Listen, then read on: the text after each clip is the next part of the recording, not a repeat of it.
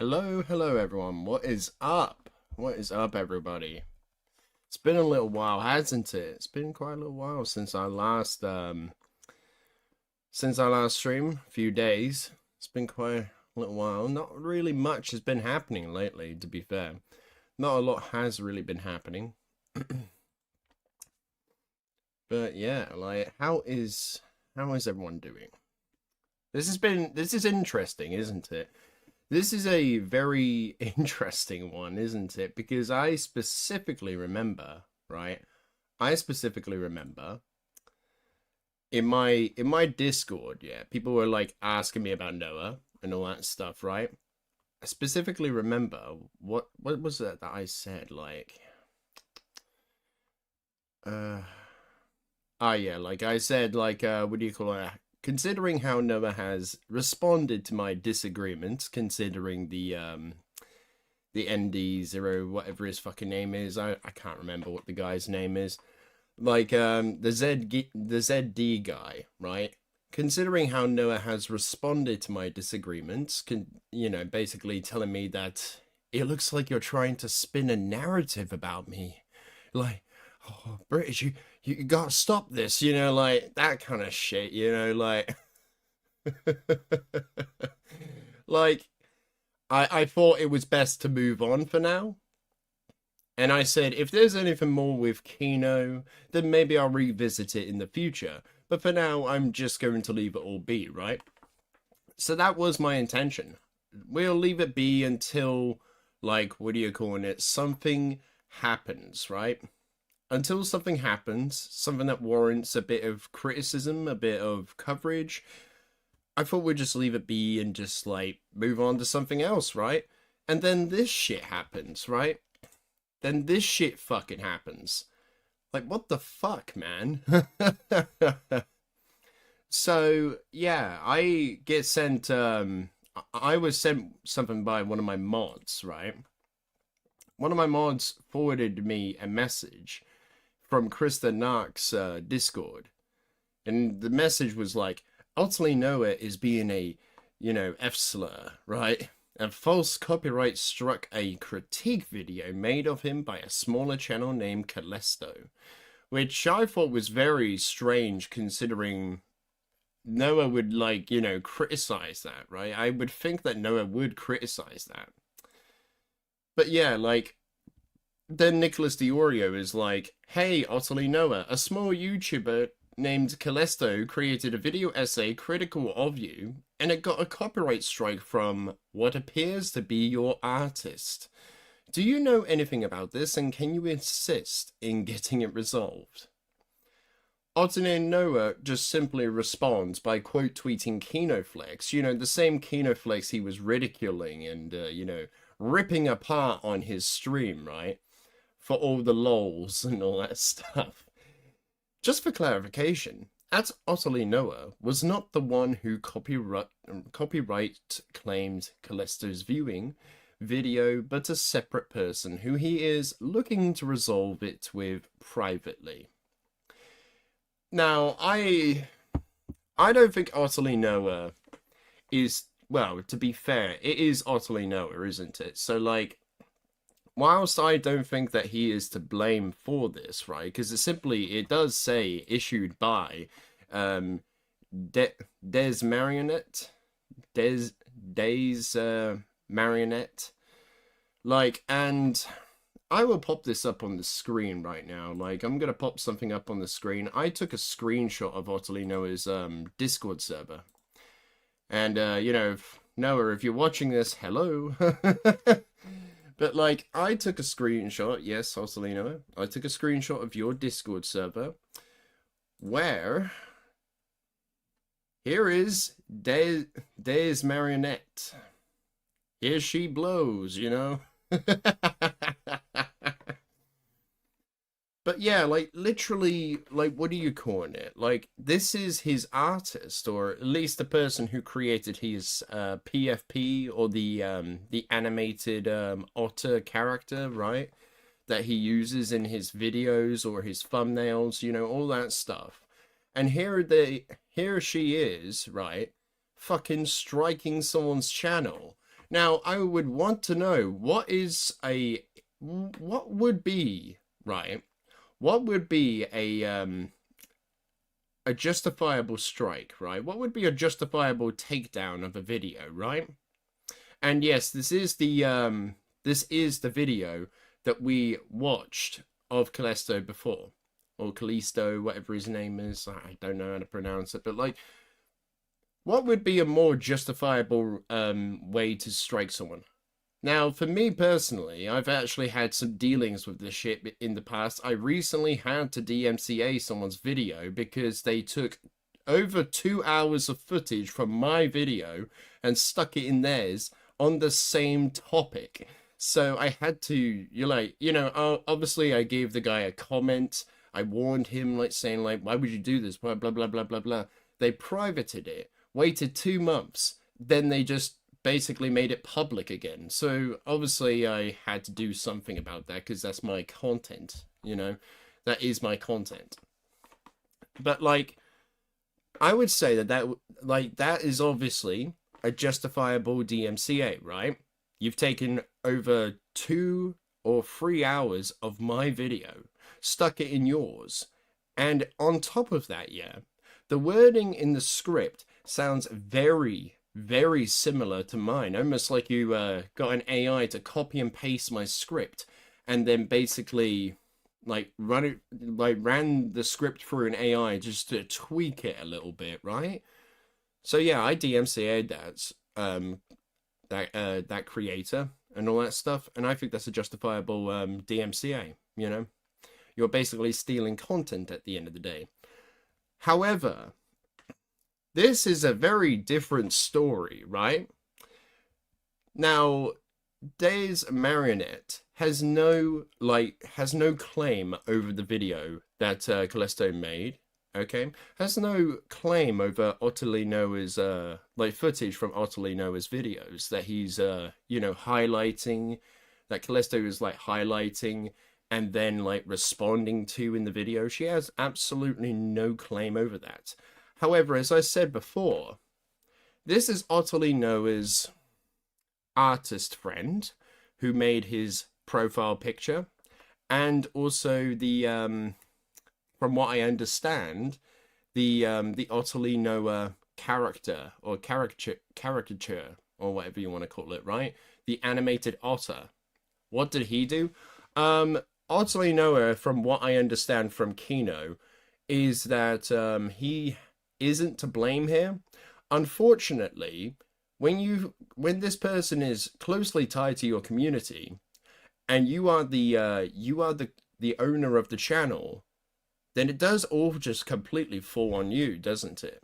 Because this person is your artist, going around fucking striking channels, striking videos that are critical of you. That is a very bad look. Right? That is terrible.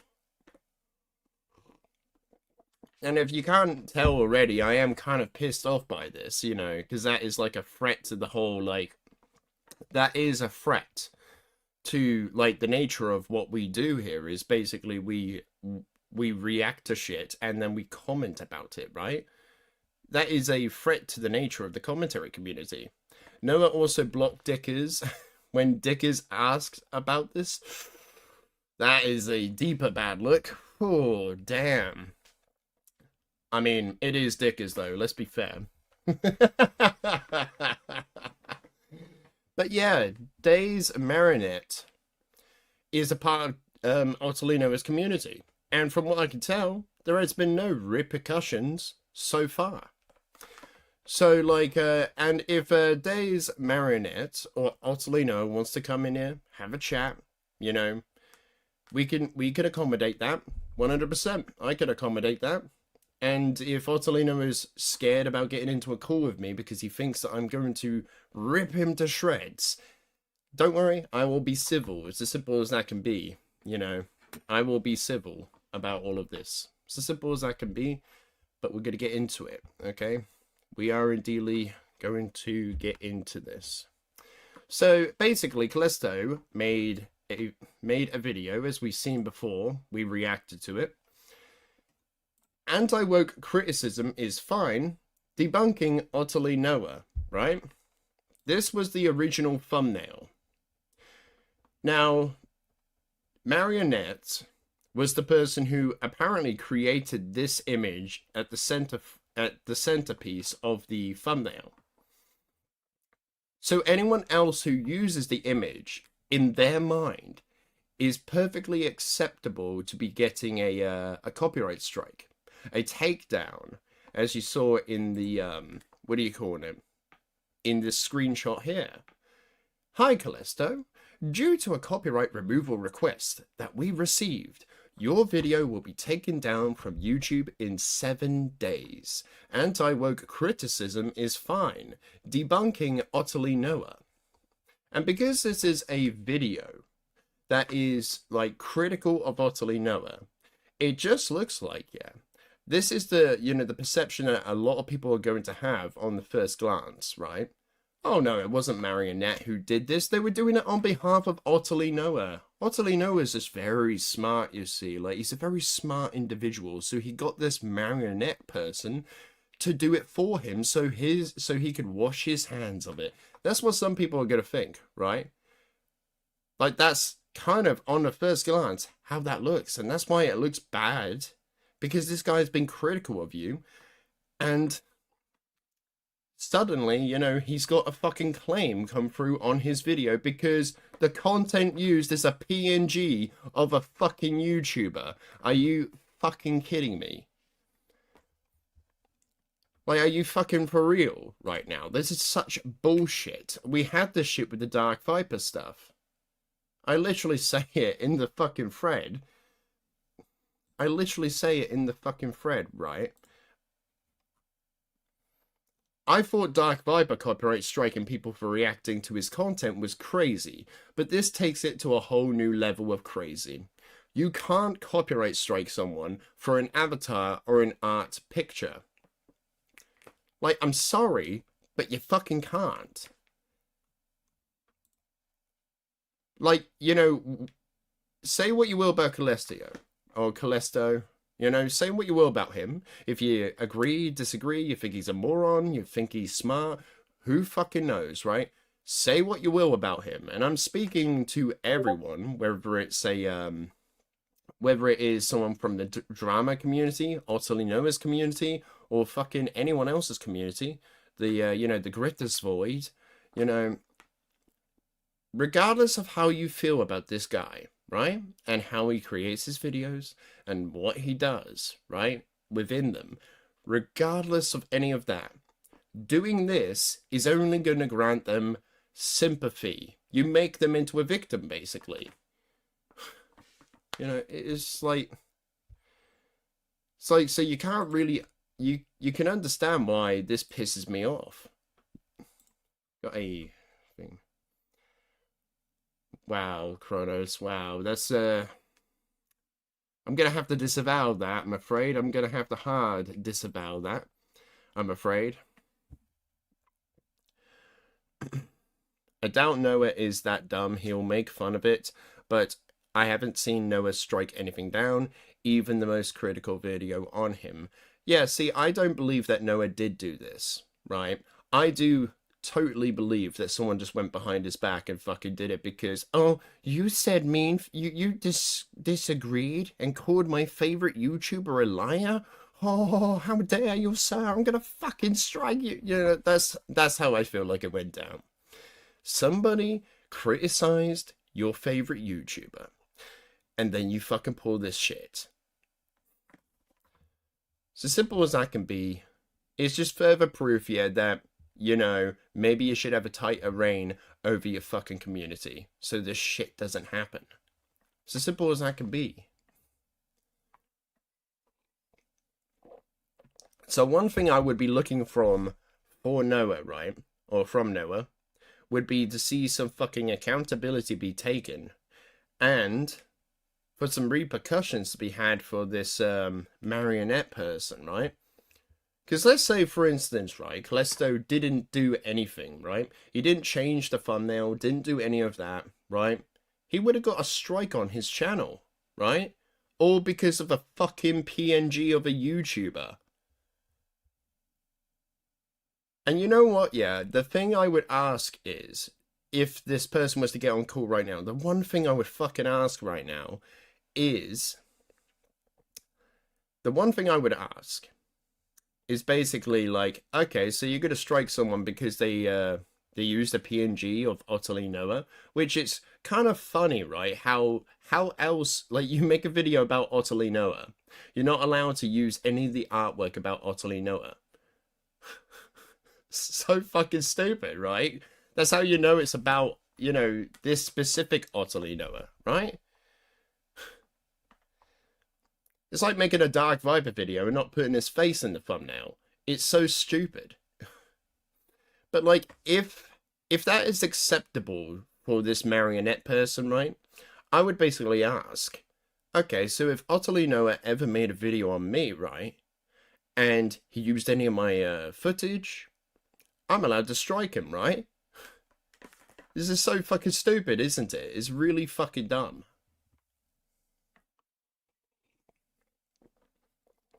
Because, like, Kelesto, yeah, the only way you would basically be able to strike this content down justifiably would be if he was to, like, say he was the person who created this art, and that was it. Like, you know, like, that's the only way I would believe it would be infringing on your work, is if Kelesto was actually fucking saying that he... Like, I don't understand how this could be like a market replacement for the original art file that's on your Instagram, right? Like, just don't fucking get why you would do this. Like, this is so fucking insane. See, and as I said earlier, I do believe it was because that Kelesto actually criticized Noah. I think this is the actual reason that, like, I do believe that is the reason this marionette person went out of their way to claim the video over a thumbnail. I mean, fuck me, yeah. Are we sure that Day's marionette isn't a reincarnation of Dark Viper? No, I would say that she's more of a reincarnation of Susie Lou at this point. Because, like, Susie Lou did the exact same thing, right?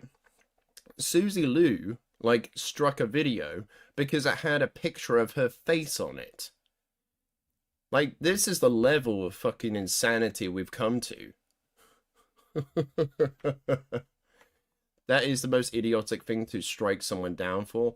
Aren't there other videos using that same art and they were criticizing him? I have no idea about that, to be honest with you, Josh, but, like, yeah, this is just fucking crazy. And to, you know, basically say... And to basically, like, what are you calling it? Like, Nick is sitting here asking him, hey, like, you know, like, you created a video critical of you. It got a copyright strike from what appears to be your artist. Did you know anything about this, and can you assist in getting it resolved? That's what Nick is asking for, right? OtterlyNoah just responds with a quote tweet from KinoFlex.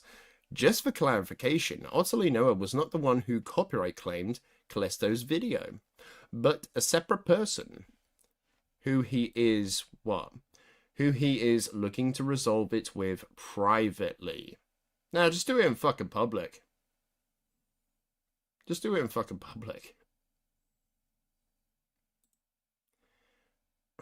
What did Dickers say? You should delete this tweet. I don't know who asked you to write this, but OtterlyNoah is retweeting and reposting this rather than just answering why his artist is filing copyright strikes on his behalf and what he's doing to resolve the situation.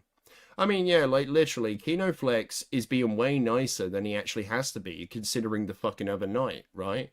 The other night, yeah, like, KinoFlex just seemed like you want to actually have a discussion, and OtterlyNoah just completely tore him to shreds.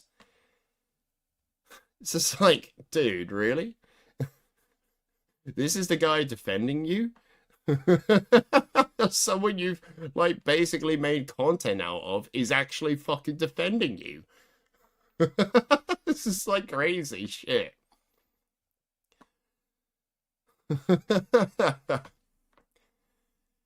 Kelesto should not be working on a new thumbnail right now. OtterlyNoah should be fixing his mistake or reeling in his artist.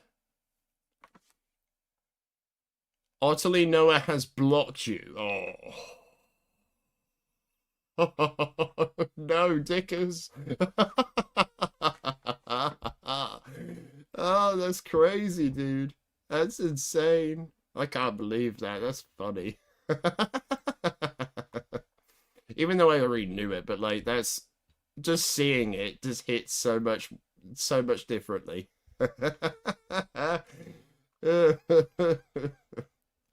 Literally, this is something that I think OtterlyNoah has mocked about people before. Oh, he blocked me. Ha ha ha ha. Yes. See, he's a pussy. Ha ha. And then he just goes ahead and does the same thing. Like, I think he did this with Tactical Templar, where Tactical Templar, I think, blocked OtterlyNoah, and he sat there and fucking mocked him for it, which, rightfully so, is kind of a pussy move, I'm not gonna lie. Blocking your critics, basically, you know. I mean, I could be wrong, right? OtterlyNoah may not have, like, said anything, it could have been someone else, but, like, still, that's a pussy move, I'm not gonna fucking lie. That is a pussy fucking move. But yeah, literally just asking for like a clarification. He just basically quote tweets somebody, right? Instead of just typing it out himself. That's why I was asking if it was your artist.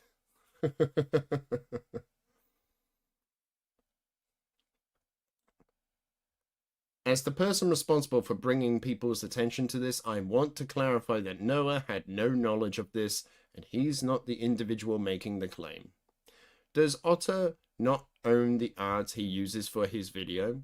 Once you commission it, would be his right. I guess they have a different arrangement or something. What?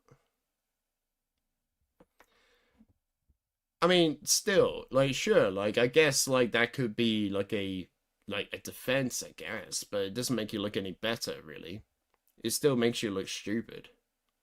You know, like, oh, well, I own the rights to use that art. He doesn't own the rights to use that art. It's just, like, it's a fucking PNG of a YouTuber. Who fucking cares, you know, like, who really gives a fucking shit?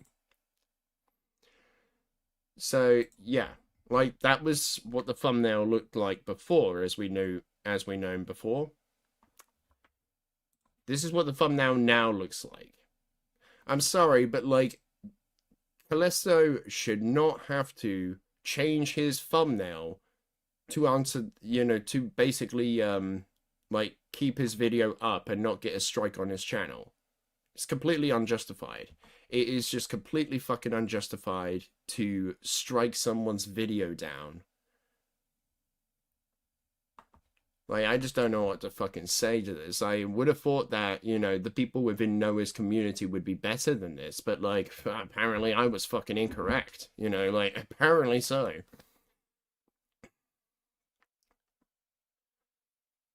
That might be because Keno is collaborating with Noah to...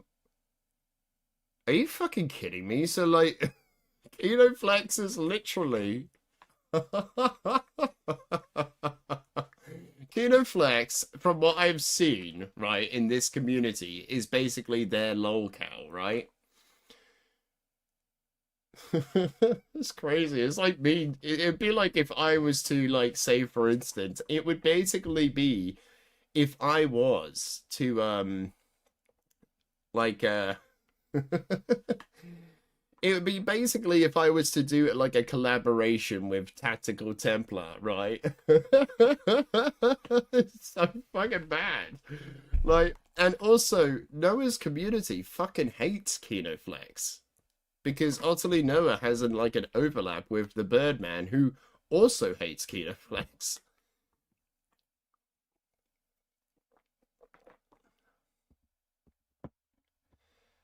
They are ranking 80s movies. I saw that tonight, like, right? Like, he didn't address the drama at all.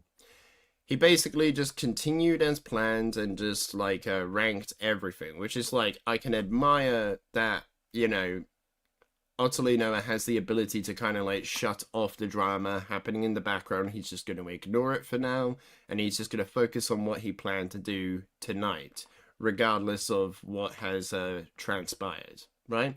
I can appreciate that. I think that's a strong trait to have, to be able to just block all of that stuff out. But it, at the same time, makes you look questionable, I'm not gonna lie. It just basically means, it just basically looks like you just don't actually give a shit. But maybe I'm wrong. Maybe he will address it tomorrow, or like the next night or something like that, right? Maybe. But I can also understand why Noah wouldn't want to bring this up, or like, you know, talk about it, because of what happened last time, right? Where people had been attempting to dox him in the chat of his live stream. And, you know, like, it was like an absolute shit show call. I'm not gonna lie, it was an absolute fucking shit show of a call. Like, should have been moderated, you know.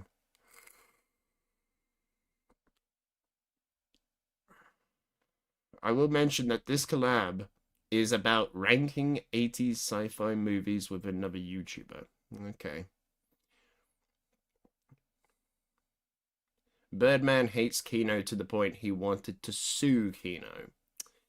Yeah, still, I don't know. I think Birdman had no intention to sue Kino, and he was just basically alluding to it to try and scare Kino. I think that's what was happening. I don't think Birdman had any intention to sue a 2K, you know, sue Kino for what a 2K YouTuber fucking said. Okay? I don't fucking buy it at all. Okay? I mean, if the Birdman wants to prove me wrong, yeah, like, then go ahead and make a fucking video about it. Like, the British runner sat there in his live stream and said that I had absolutely no intention of suing Kino Flex into the ground. I did have that intention. I have just debunked you, sir.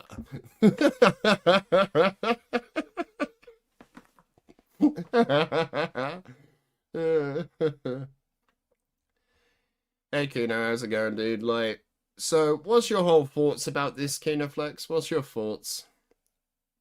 Well, fuck it. Do you want to jump into the stream and actually have a conversation? Something that other people are too scared to do, you know? I'm not going to name any names, but if you know, you know, you know.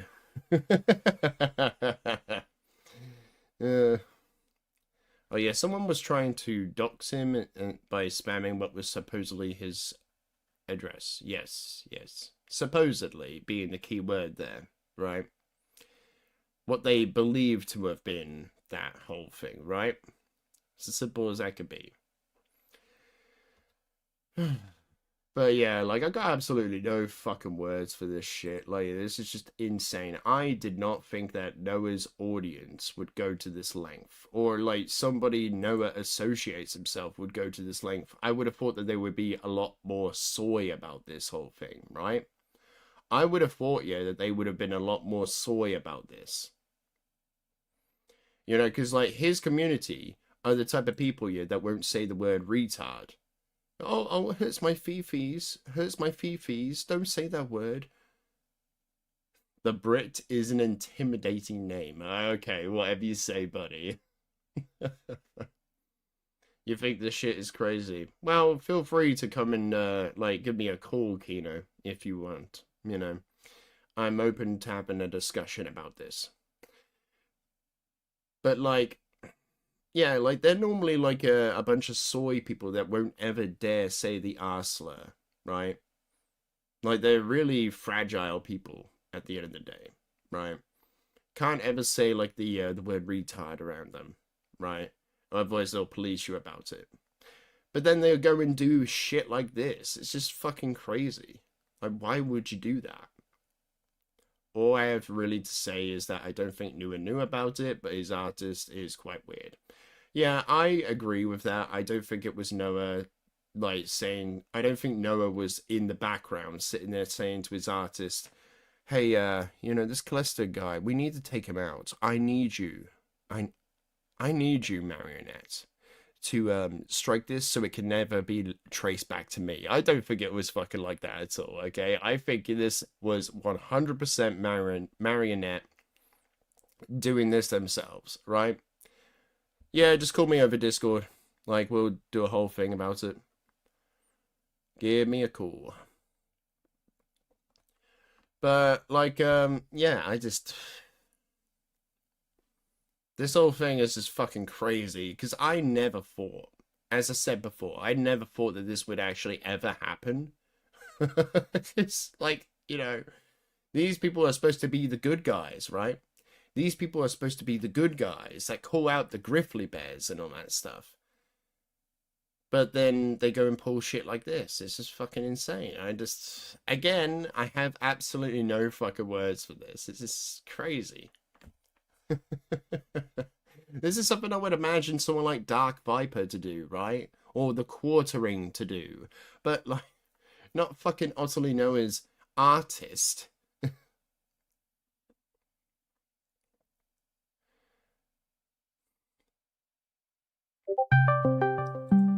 Alright. Hello, hello. Hello. Hey. Oh yeah, I can hear you. Okay, yeah, what's good. going on, man? Well, what is your whole thoughts about this whole thing, Kino? Like, this is really fucking crazy. Did you think that this would ever happen in like 100 years or so? Uh, I mean, I'm still like shocked that Kelesto's video was getting covered by EFAP because that's a pretty big deal in our space of media reviewers. Who's EFAP though? Like, realistically speaking, every frame of pause. Who? Oh no, that's the podcast that are sort of No. got this I don't think you're drama. getting what I'm saying. Who? Oh, like who? Like in the grand scheme of things. Have you not seen the Eminem meme where like somebody asks him about a rival rap artist and all he replies with is a who over and over again? Oh, I'm is that supposed to be like basically that one rap movie? I'm basically Called just Mile. no. It's basically saying like you're a nobody sort of thing. I mean that's fair. That's fair. Yeah, I guess I got update my Eminem references. But yeah, like I mean, it's just I would have thought you would have caught on to it, but fine. sorry, my bad. Watch this. I'm gonna get like I'm gonna get referenced on that show at some point.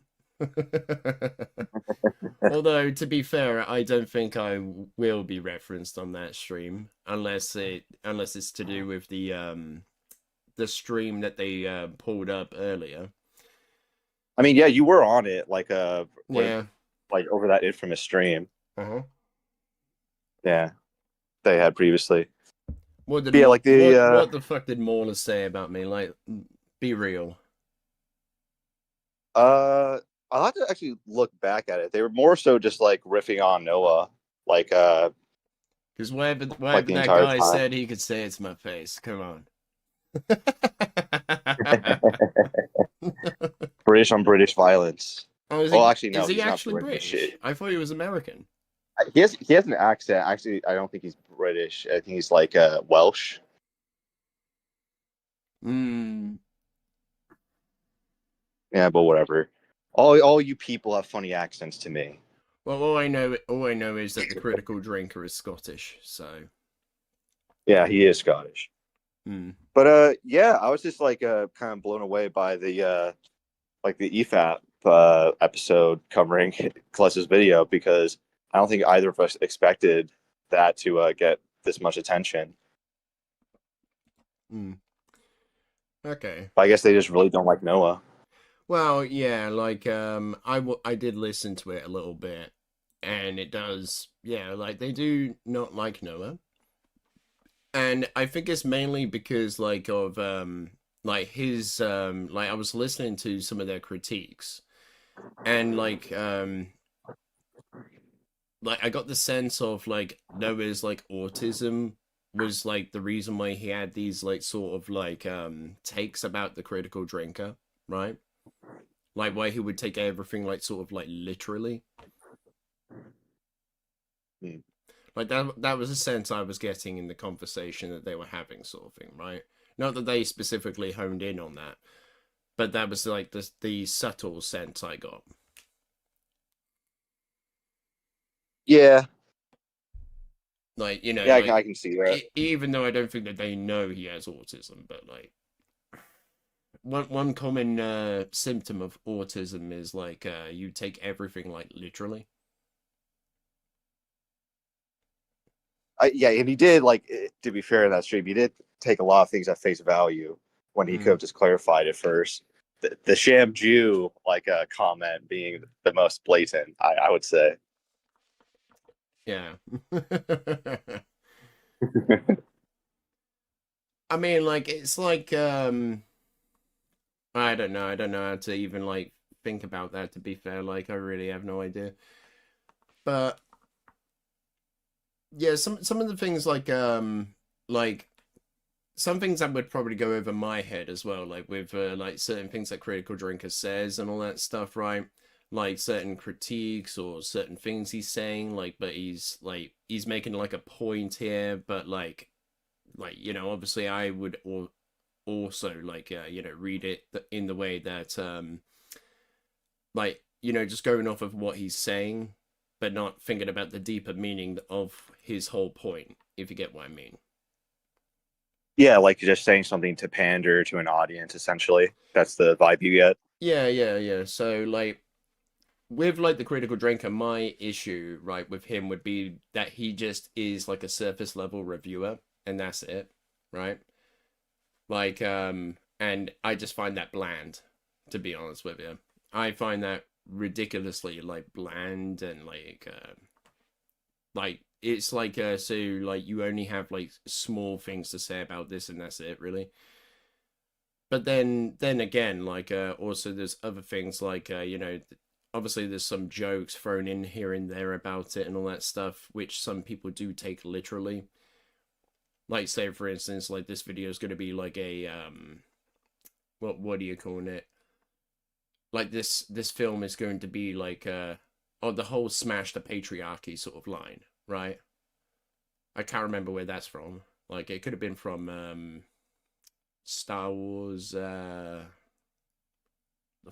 What the fuck is it called? What was the quote again? I'm trying to think of the name. Like, is that prequel to the prequels, right? Like the Star Wars show that everybody hated. The Acolyte. That's it. Yeah. See, I had to think there for a second. That's how memorable that show is. It's memorable for being hated. Yeah. Well, it's not. It's obviously not memorable because it's really good. that compliment goes to Andor. Yeah. Yeah. Well, apparently, you know, like the Empire just simply wouldn't condone stuff that were happening underneath their boot heel, though. You know, like obviously, you know, that's a pretty good take by Star Wars Theory, right? I don't really watch Star Wars Theory. I know that he used to be pretty respected back in the day, like before, but then he kind of just started making slop content, right? Yeah, and he's a complete. I think like it's not just about the slop content though that gets me. It's the constant like I'm a victim. I'm a victim. I'm a victim. I'm a victim, guys. Hey guys, didn't you know that I'm actually the victim here? Yeah. Like I still remember that one. I still remember that one like clip of him just going, "But that's my script." And that's even just like even without the context, I'm just like, bro, like, what is this victim mentality? Yeah, like it's just fucking insane that like Star Wars Theory just like fucking says that shit, like, because it's like, okay, so how the fuck did how did Dave Filoni, right, get access to your script? Are you saying that he broke into your home in the middle of the night, like took it out of your like hard drive and then fucking ran back to the headquarters and made like the Ahsoka show?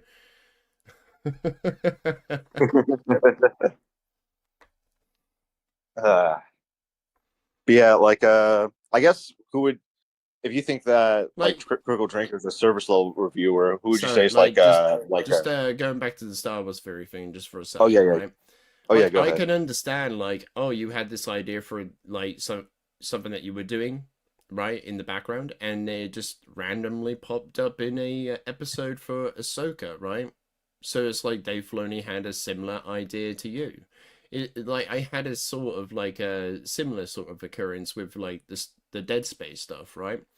Like where I was thinking about making an audiobook series like that had like a reporter that would like what do you call it, like go undercover into unitology, and then eventually they would be like converted into unitology, and that's one of the ways that unitology's influence would have spread out throughout the galaxy, sort of thing, with like the aid of this reporter.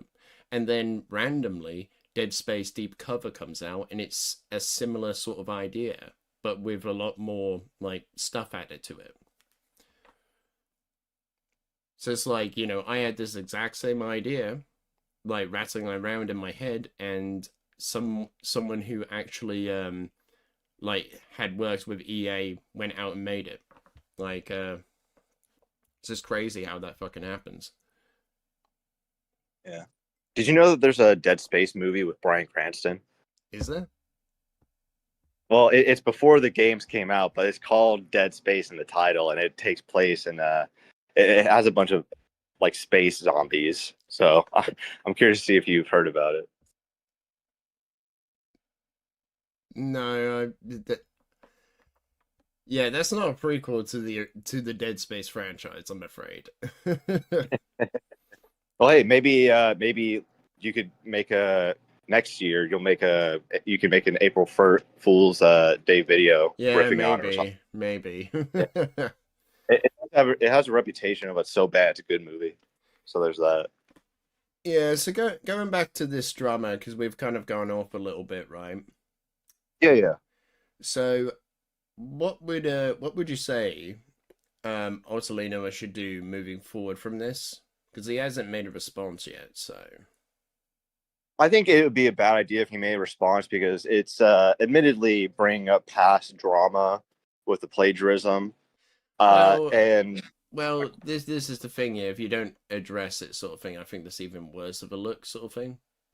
Because like yeah, it just basically means that you're ignoring it, and you don't feel like it's worth that's true. actually like either taking accountability for it, or what do you call it, either taking accountability or like showing that there are going to be some repercussions happening, or like doing something else, right?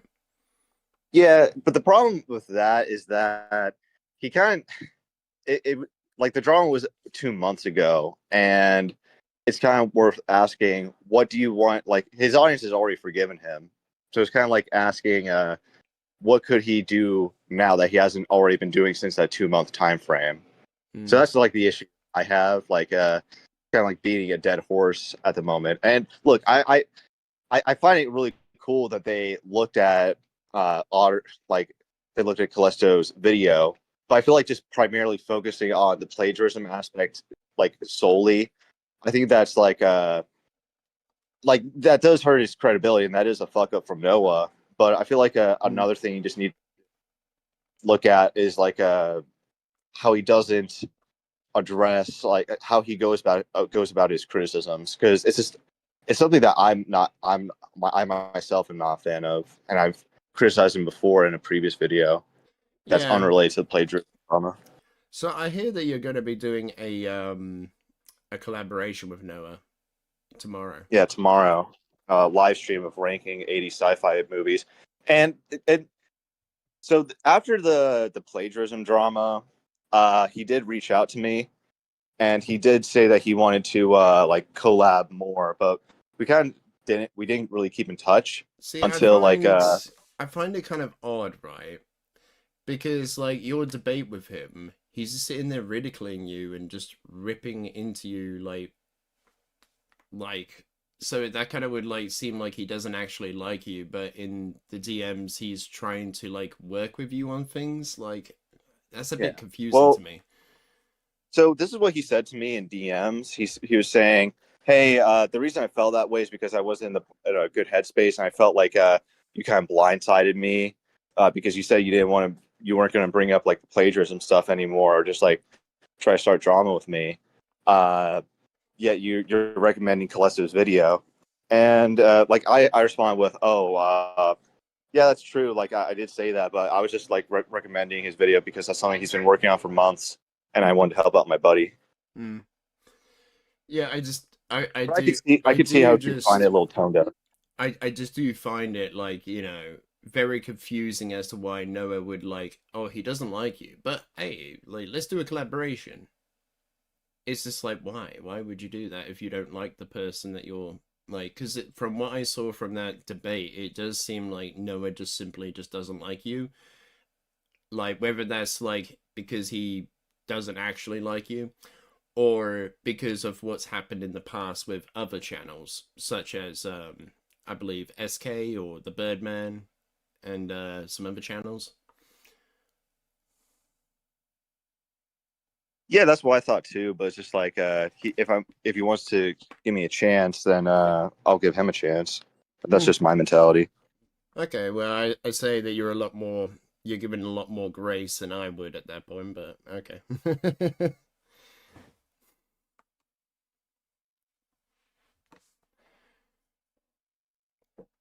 Yeah, that's something that Dickers said too when I showed up on his stream briefly to give my reasoning on why I'm giving Noah more grace than is expected from other people. Because the thing about Noah is I don't think he's a master planner or like an evil genius or anything. I Oh think he's yeah. just like he makes a bunch of assumptions and those assumptions are dead wrong. And now he's just like, oh fuck, I made a mistake. How do I rectify this? Hmm. Yeah, see, did you hear about like a little incident that happened between me and Noah?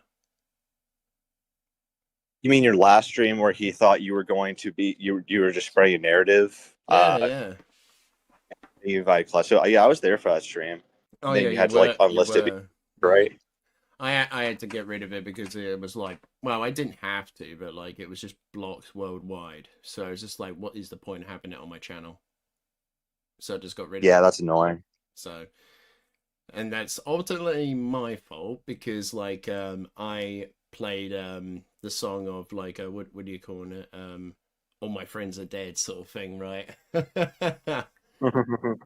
So that's my fault. But yeah, like I don't know, like I just find the whole thing kind of weird, right? Like that I've like, oh yeah, I'm just basically disagreeing with a point you've made in your video, and then all of a sudden it's a narrative that I'm trying to spread around you.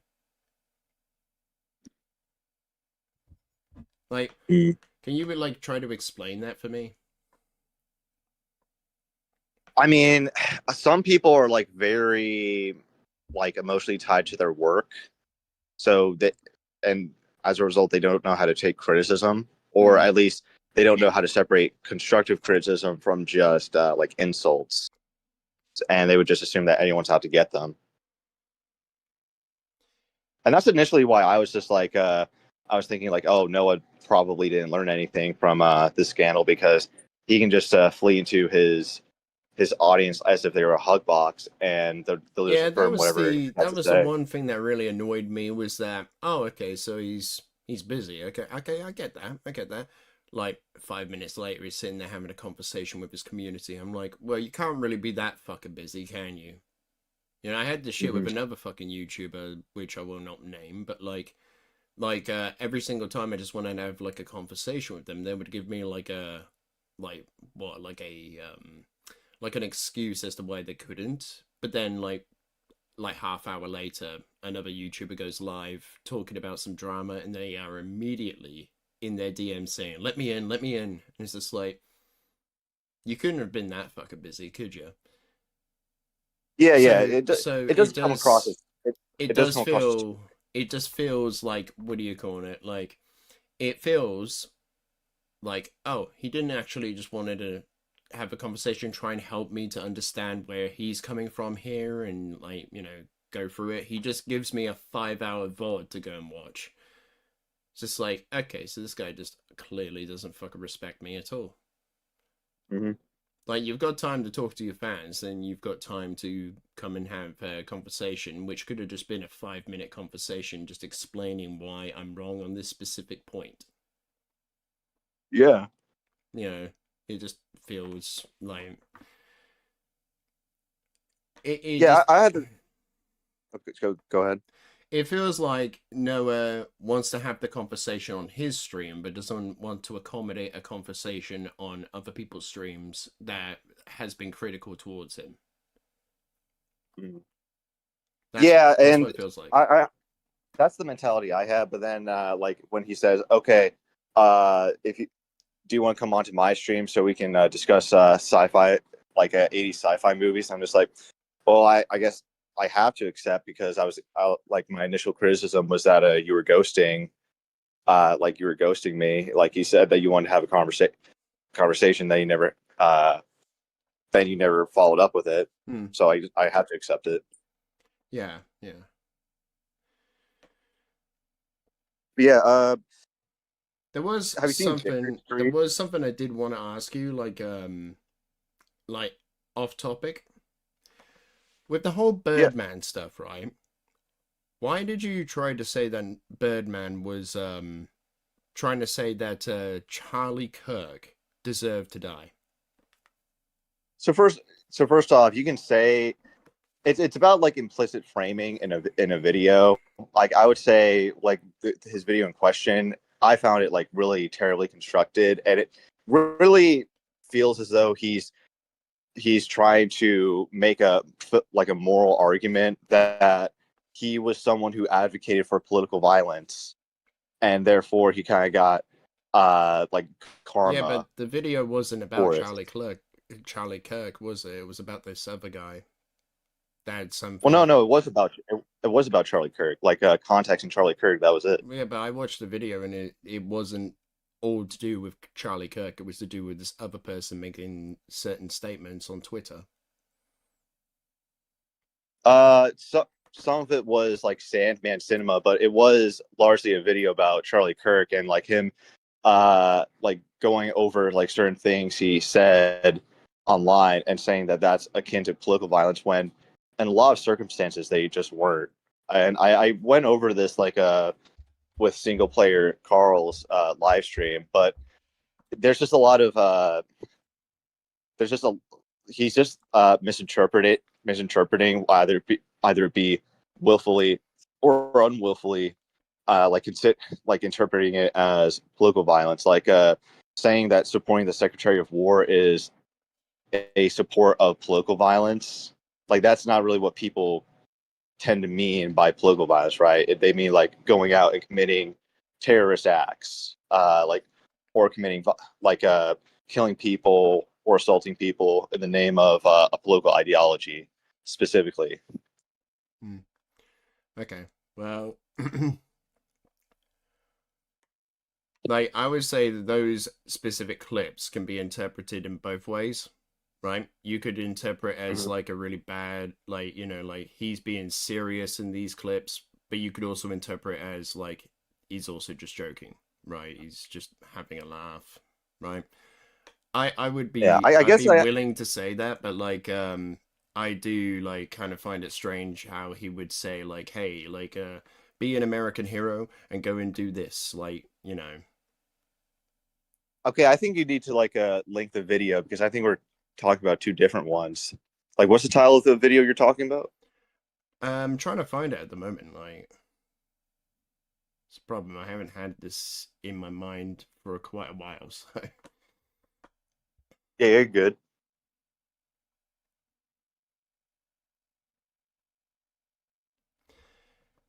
Yeah, because I don't remember him saying that in that but video. yeah, like I could my be my whole remembering that. point about that would be like it just seems like he was making a point. I don't think he was making the point that what do you call it?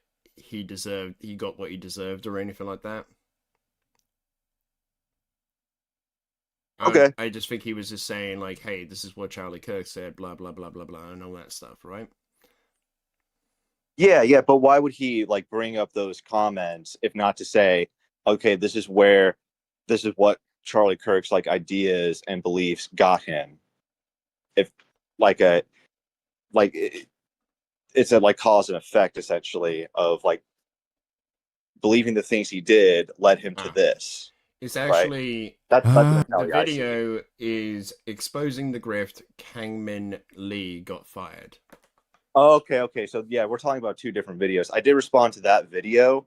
He did spend the majority of it responding to Kingman Lee, and I took issue with that because he was responding to out of context clips, specifically the Paul Pelosi clips where he made a joke about Paul Pelosi like getting attacked by some crazy guy, but he made the joke specifically for the intent, like to draw awareness of like a parole, lenient parole, like policies for prisons, and how if you weren't like Paul Pelosi, you're just some like random dude or random person, then you're the guy who attacked you would likely be back on the streets.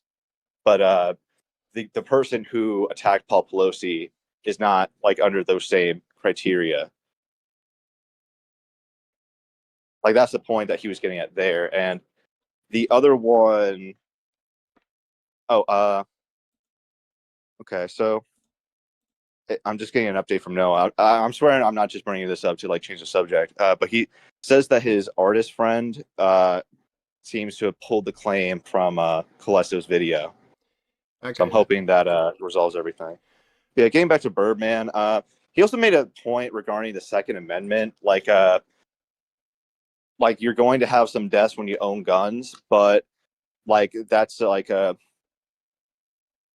a necessary sacrifice. Like he took that to say, oh yeah, like I support school shootings, but like, or he supports school shootings. But the problem is that when you go to like when you finish the clip and look at the full context, he said he said explicitly, if we have people with guns protecting our money at banks, why can't we do the same for our children in schools? Right, so he was clearly like talking. You okay if I play the clip? Yeah, it's fine. Tweets like from Birdman's video or like the full context, like the just from exposing the grift. Kangmin Lee got fired. Yeah, it's fine. Just much worse. So these were all in the last year. It's clear to us that your commentary invokes language that's derogatory and dehumanizing. The specific example they kept bringing up is what I called a woman who celebrated the murder of Charlie Kirk, hags, and psychopaths. Video. And apparently, that's unacceptable. What else are they? Calling them psychopaths is mild compared to the depraved gloating over the death of an innocent man. Strange position to take there, Mr. Lee, when Charlie Kirk himself did exactly what you called these people psychopaths for. I mean, Kirk gleefully asked for a hero to bail out Pelosi's assailant. If some amazing patriot out there in San Francisco or the Bay Area wants to really be a midterm hero, someone should go and bail this guy out. I bet his bail's like $30,000 or $40,000. Bail him out and then go ask him some questions. Said clearly that gun deaths were acceptable as long as his political beliefs were upheld. But I think it's worth it. I think it's worth to have a cost of, unfortunately, some gun deaths every single year so that we can have the Second Amendment to protect our other God-given rights. That is a prudent deal. It is rational. So clearly you are okay with making fun of someone's death as long as you are the ones doing it. So yeah, the Birdman's point is that all of the things that this Kangmin Lee guy was saying about like the people gloating over the death of Charlie Kirk, right? Mm-hmm. Could have been applied to Charlie Kirk because based on the things he has said before. Yeah, and my issue is that to make that point, it omits the context of the original points being made, because like Charlie Kirk wasn't like seriously saying that what happened to Paul Pelosi was good. In fact, in that very clip, he says he doesn't like he's a movement of peace. Like the movement he's a part of is a movement of peace, and that he hopes Paul Pelosi recovers. And again, like he brings up like like our ability to, or like Americans' ability to own guns under the Second Amendment as a tool to like prevent death and to protect themselves. So it doesn't really the comparisons don't really make sense, because like just the people like Kingman Lee is comparing, or the people the Birdman is comparing to Charlie Kirk. They aren't really equivalent, because they're just cheering over like a guy who got shot in the neck. Okay, so you're saying he admitted the context of that then? Yeah, in order well, to arrive at in order to arrive at that conclusion. He omitted the context, to arrive at that conclusion. And again, like I'll I criticize him for it, but I'm willing to say maybe it's not intentional, but more so like he just found some clips circulating online and didn't do any research, so just reposted them without actually looking at the source. I would hard disagree that he was saying that Charlie Kirk deserved to die. Okay, well, like that wasn't the video. That was so the reason the other video was where I said that, like he was like drawing that moral implication. I didn't say that for that specific video. And what video is that from? You have like a timestamp? Context. Charlie Kirk. No, I mean, and from it doesn't. The Birdman's video. Oh, the Birdman's video. Mm-hmm. The one that you're responding to. Yeah, that's what's called. Oh, hold on.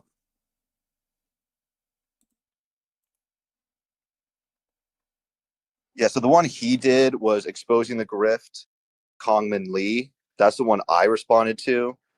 Yeah. The other one that I responded to on Twitter, I didn't make a response video to his follow-up video. But the other one is.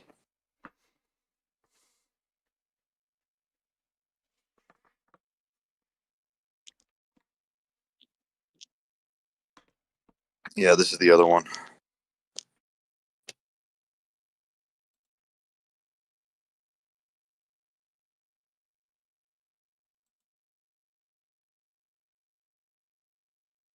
I sent it to Noah instead. Sorry. Noah was going to be very confused. Yes. Yeah, my bad. So, what timestamp is it? Is it on the correct timestamp? Let me see. About 6 years ago now, I streamed The Last of Us Part 2. What timestamp are you talking about? Where he's saying that like Charlie Kirk deserved to die. Okay, so he didn't explicitly say that. Yeah, like but that's like you the thing. say that all I'm trying to say is like the moral implication. Well, I'm arguing that the moral implication that he's trying to argue through his video is that he advocated for political violence, and his advocacy for political violence is what got him assassinated, right?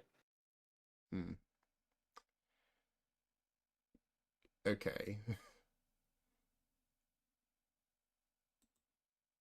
But yeah, I just don't think it's justifiable to say that that was basically what he was getting at, right?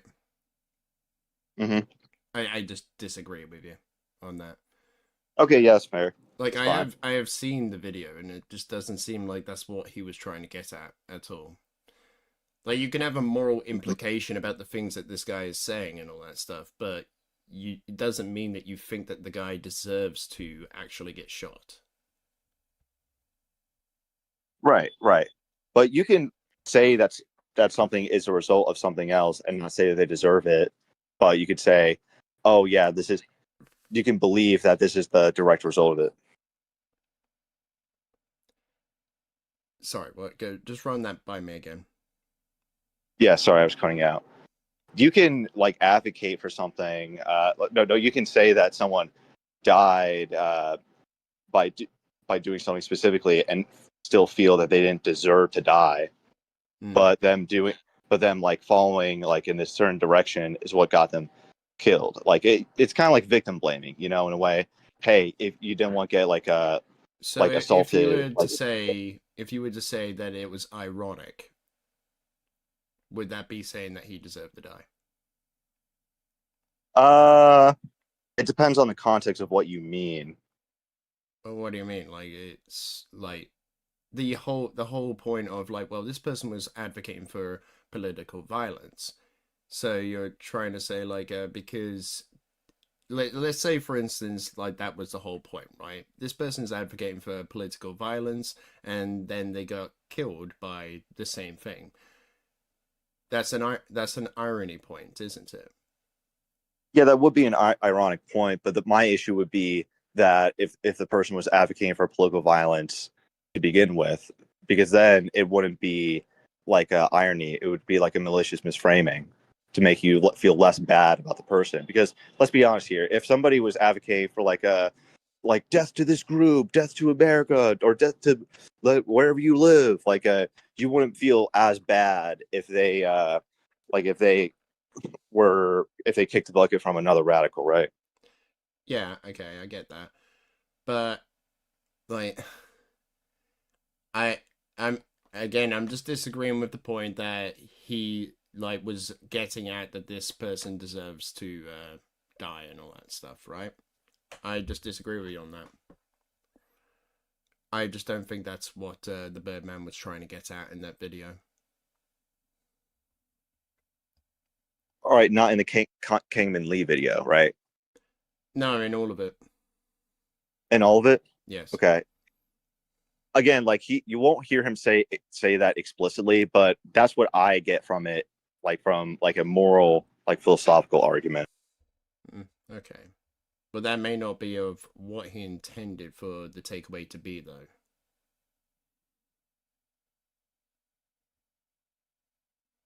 Like, would you agree, or?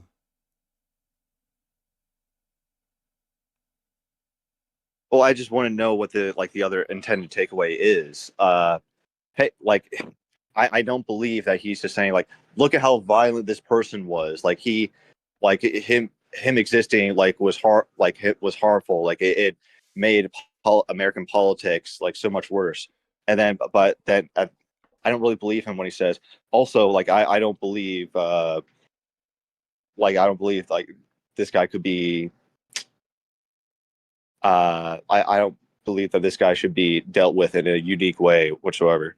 It just doesn't make any sense. I think what the video is about, right, was that the Birdman has an idea about Charlie Kirk being like a bad actor and all that stuff, right?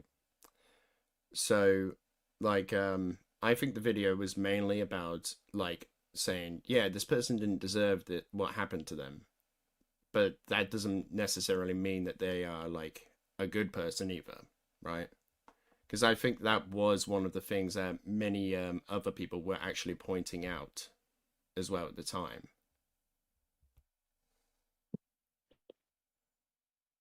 I'm sorry, repeat that. I think what the message of the video is this person doesn't deserve what happened to them, but they were a piece of shit. Yeah, so do you see how that's counterintuitive in a way?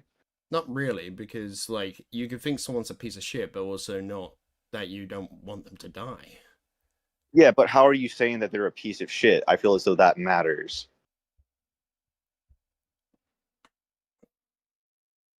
Because at a certain point, it's like it doesn't become like a point of, hey, like I disagreed with I disagree with this guy on certain topics that don't matter, but like as okay, so like that are just like trivial. Let me give you something here. Let's say, for instance, right, you know of this person that is a raging racist, right? Mm-hmm. Now, would you agree with what they're saying about like a specific minority group or like another race? In a derogatory way, no. Yeah, so like would you also think that they're a piece of shit for having those opinions as well? Like ignorance. It could come from ignorance. It could, it depends. Yeah, but would you think that they would be like a piece of shit because they are saying these things? In certain context, sure. And assuming it's not just purely from ignorance and they just need like to be proven wrong. They're not just like stuck in their way. Sure. People who basically think, yeah, like, oh, well, this is this guy that's like African American, but he's like a top surgeon sort of thing. So he's obviously DEI, right? Those type of people, right? So would you agree that those people are pieces of shit because of the false information they spread about another race? That because he's black, that means because he's black, that then he's automatically DEI. Yeah, I condemn that. You need hard evidence to prove that or to establish that. Yeah, so I condemn that. Would you then say, because that they're a piece of shit, that you think they deserve to die? No, but that's not necessarily what is being said. Well, Simply, no. Like, it's also like you asked the question of like how like you might think that this guy's a piece of shit, but like you could also think that they deserve to die, which can be true, yes. Yeah, but like, but it's not necessary. Yeah, but it's not simply like having like offensive or opinions that makes them a piece of shit. It's also like some people might think advocacy. that Charlie Kirk's opinions might have been like, you know, something that they very much disliked, and that guy was a piece of shit, basically. Yeah, and that's fine. Like, you can find him to be a piece of shit, but there's a difference between finding him to be a piece of shit and... You can think of someone that way. Like, yeah. Like, but and you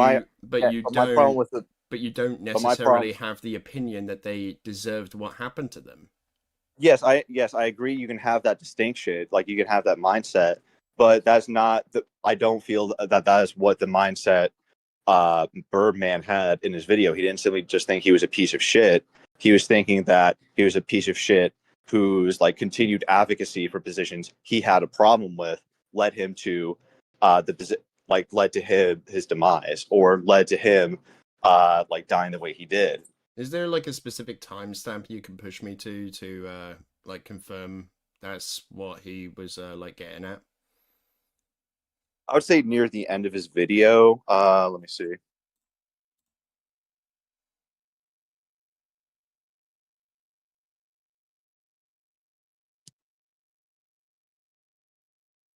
see.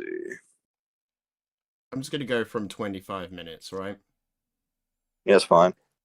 And if you do this, this will be your fate. Ready, set, go. Boom. End of life. And say, guillotine. Here's a question for anyone that might be, you know, not persuaded. Yeah, because the problem is that he makes a bunch of like continuous claims about like Charlie Kirk's positions being akin to political violence, when if you break down like what those positions are, they can very well be they can reasonably be seen as not political violence in the slightest. So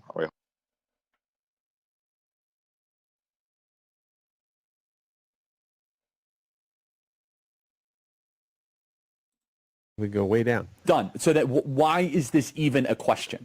As we've already established, intimidation tactics by the government, which is the purpose of public executions, is political violence. So you see, Charlie was all about that political violence life, and the unfortunate irony is that he was also a victim of political violence. And this is why I started this video by talking about The Last of Us. But, the lesson of The Last where was I? Give me 2 seconds, I'm still listening to this.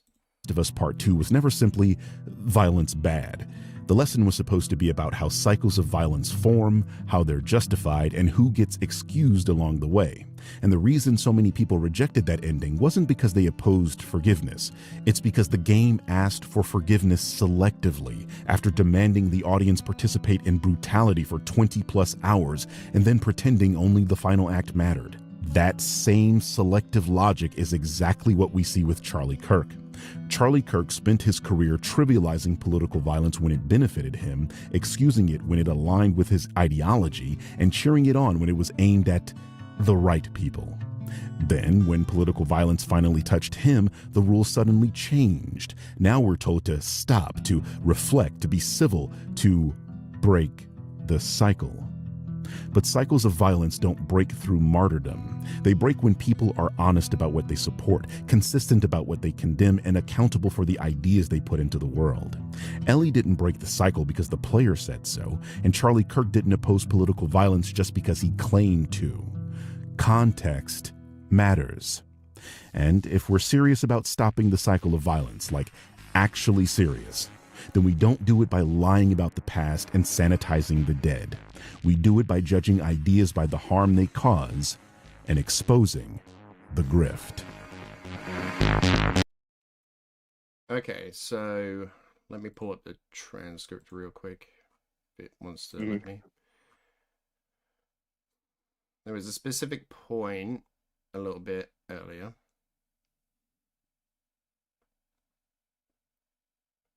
So you see, Charlie was all about that political violence live, and the unfortunate irony is that he was also a victim of political violence. Yeah, that's a pretty shitty thing to say about someone. Well, you go out of your way in your video to say that they're advocating for political violence, and then you say, if your interpretation of what you've seen about this person, right, is that he's advocating for political violence, like, wouldn't you just have that opinion then?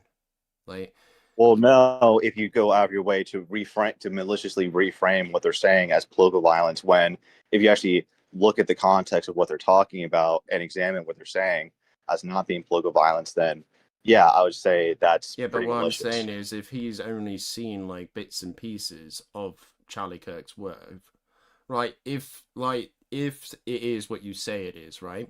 Then I'll agree that like he should have done more research. Like, I don't know a whole lot about Charlie Kirk, so like the only reason I know anything about Charlie Kirk now is because of the unfortunate, like his unfortunate death and all that stuff, right? Like. But what I'm saying is, if he's basing his whole opinion around, like, clips that had been cut out of context or something like that, like, obviously he would, like, be, like, making a video about it, talking about his opinion about this thing, right? But he is also saying in this thing that is very, like, it's awful what has happened to Charlie Kirk as well. He doesn't agree with it. Otherwise, he wouldn't call it an unfortunate irony.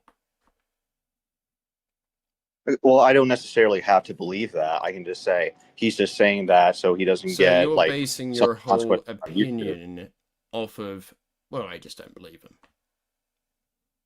Well, not necessarily that. I'm basing it off of, hey, you're taking these very innocuous opinions from him and making them sound as though like they're like these are advocacy for political violence when they're really not by any stretch of means.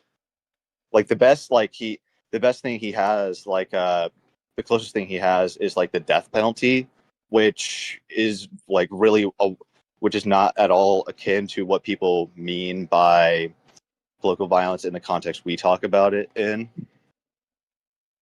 Okay. Like in his video, like he uses an academic definition of political violence instead of the legal standard, like the legal definition of political violence, which I feel is pretty slimy, because the legal, like the academic definition of political violence can apply to like uses of force or like uses of political violence that we see as justifiable, like using the military to deal with a terrorist threat, or using having police use justifiable force in a context that requires it. But it would also be the same as like terrorist bombings, like 9/11, stuff like that. So it's very dishonest to compare that to legal, like to contrast it, or to like go back and forth between legal and like the legal definition and the academic definition over what's allowed, like in polite society.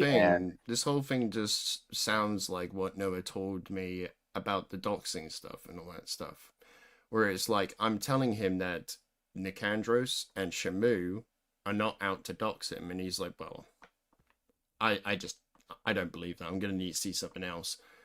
It's like, well, no, like so I wouldn't say it's like it's the same at all. What have you specifically got on the Birdman that would lead you to the conclusion, like the examples he gave that are exaggerated, way out of context. If the exaggeration, if the examples he's giving are based off of poor research, then how would that be intentional?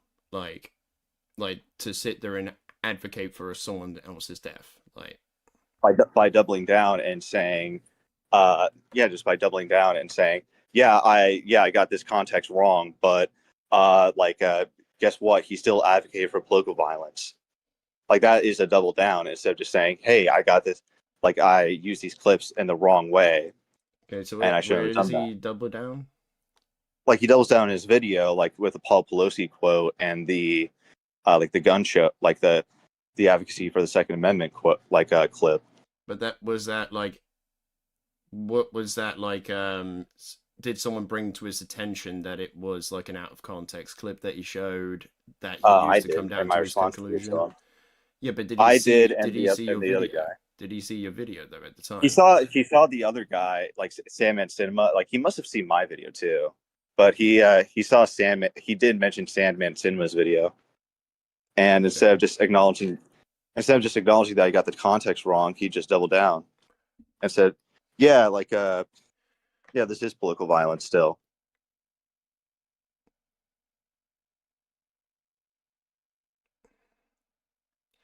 Sorry, I'm just not really. I just don't really agree that this was an advocation for or like trying to justify the action that happened to Charlie Kirk at all. And you can believe that, but like at a certain point, throughout the video, it just becomes like really clear that he's saying that the positions like Charlie Kirk held, like are intolerable because they lead to like direct real world harm if they actually become reality.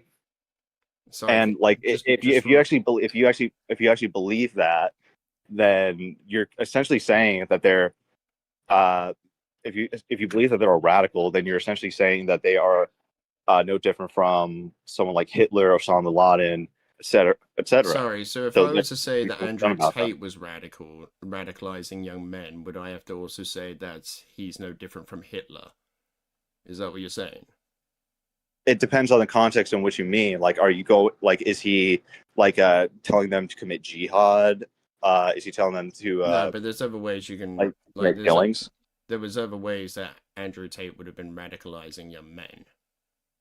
Right, but but the point is that there are like tiers of radicalization.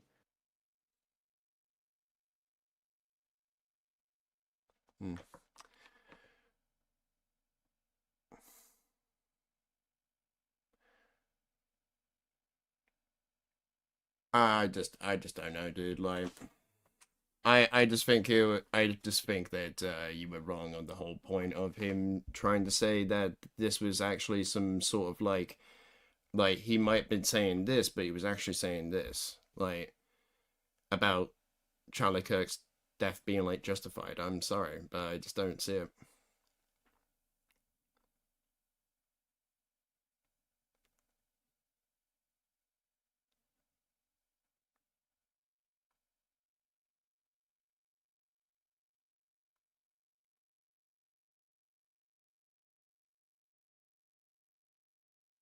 Like, the whole thing with like him saying that what happened to him is unfortunate. Surely, like, that should clue you into like, oh, so he's not really like saying that this guy deserved it. Because like, if he deserved it, why would he say it would be unfortunate? I mean, you can have wording included to set to downplay what you're going to like give you like plausible deniability. That doesn't necessarily think that you think that the person was like a radical person or wasn't not was it not a radical person? Like, there's being wrong about something and being like unable to say that you are wrong about things, and then there's like this, what you're talking about in your video about it is something completely different. Well, no, it's not completely different because, as I said, different because like, if you're wrong about something and you're just unable to what do you call it, say, hey, I got this wrong and all that stuff, and you just continuously double down on it, then you're just dumb. Well, no. Like again, like you, but like again, Birdman is the one like constantly like reframing things in a malicious context to say, hey, this is political violence, when objectively it's not. Well, then he would be wrong, but I just don't see the agenda here. Like, continuously saying that someone like is advocating for political violence when they're not, like, you're doing that constantly. I would say, yeah, that has like a malicious intent involved.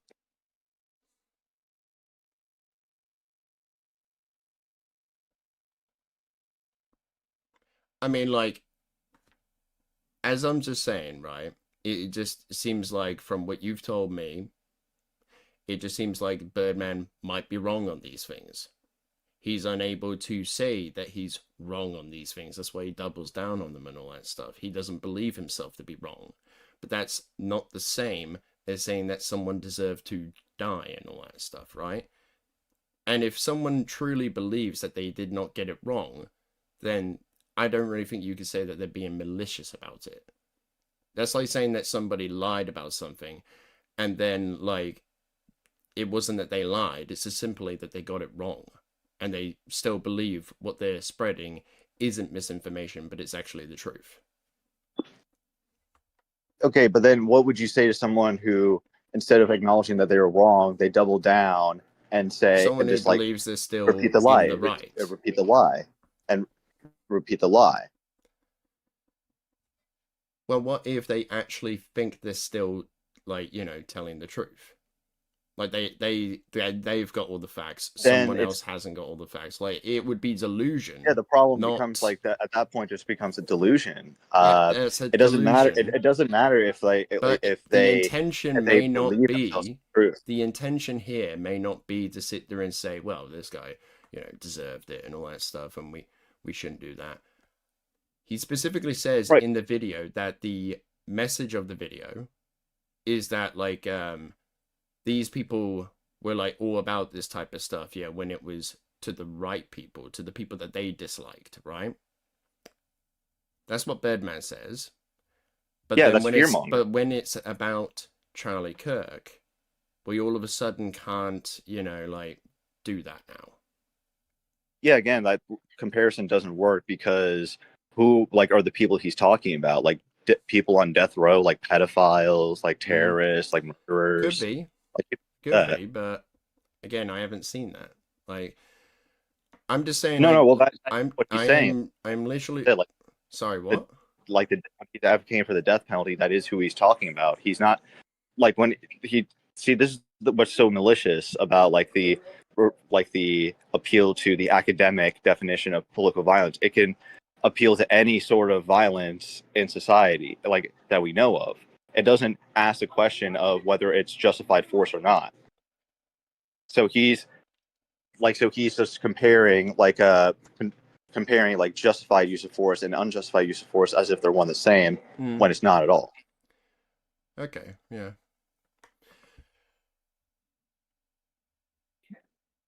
Okay, we're just gonna have to agree to disagree, okay? Like, I don't think that was the message of his video, that Charlie Kirk deserved what he got, sort of thing. But that's just me, like, sort of thing. If somebody else wants to disagree with that, that's up to them. But personally, I don't see the I just don't see it, dude. Right? Yeah, and that's probably fair because we're just gonna keep keep looping here, and I just don't want to keep doing that. Yeah, and I could be wording myself poorly because I wasn't prepared to talk about beforehand. Yeah, it's just something that has been on my mind for a little while, sort of thing. Yeah, I would just say, like, if you want to go through, like, the live stream I did with single player Carl, I would just say this: I don't even if like what do you call it? You could pull that conclusion sort of thing as like, you know, it's completely rational. It's completely like, you know, like there's clear evidence here and here and here. That may not have even been his intention, you know. Mm-hmm. Could have just been to make the guy look bad, and that was it. But I think the like there is a quote that it is a cycle of political violence. Like he does say that there is a cycle of it. Like, let me just have a look.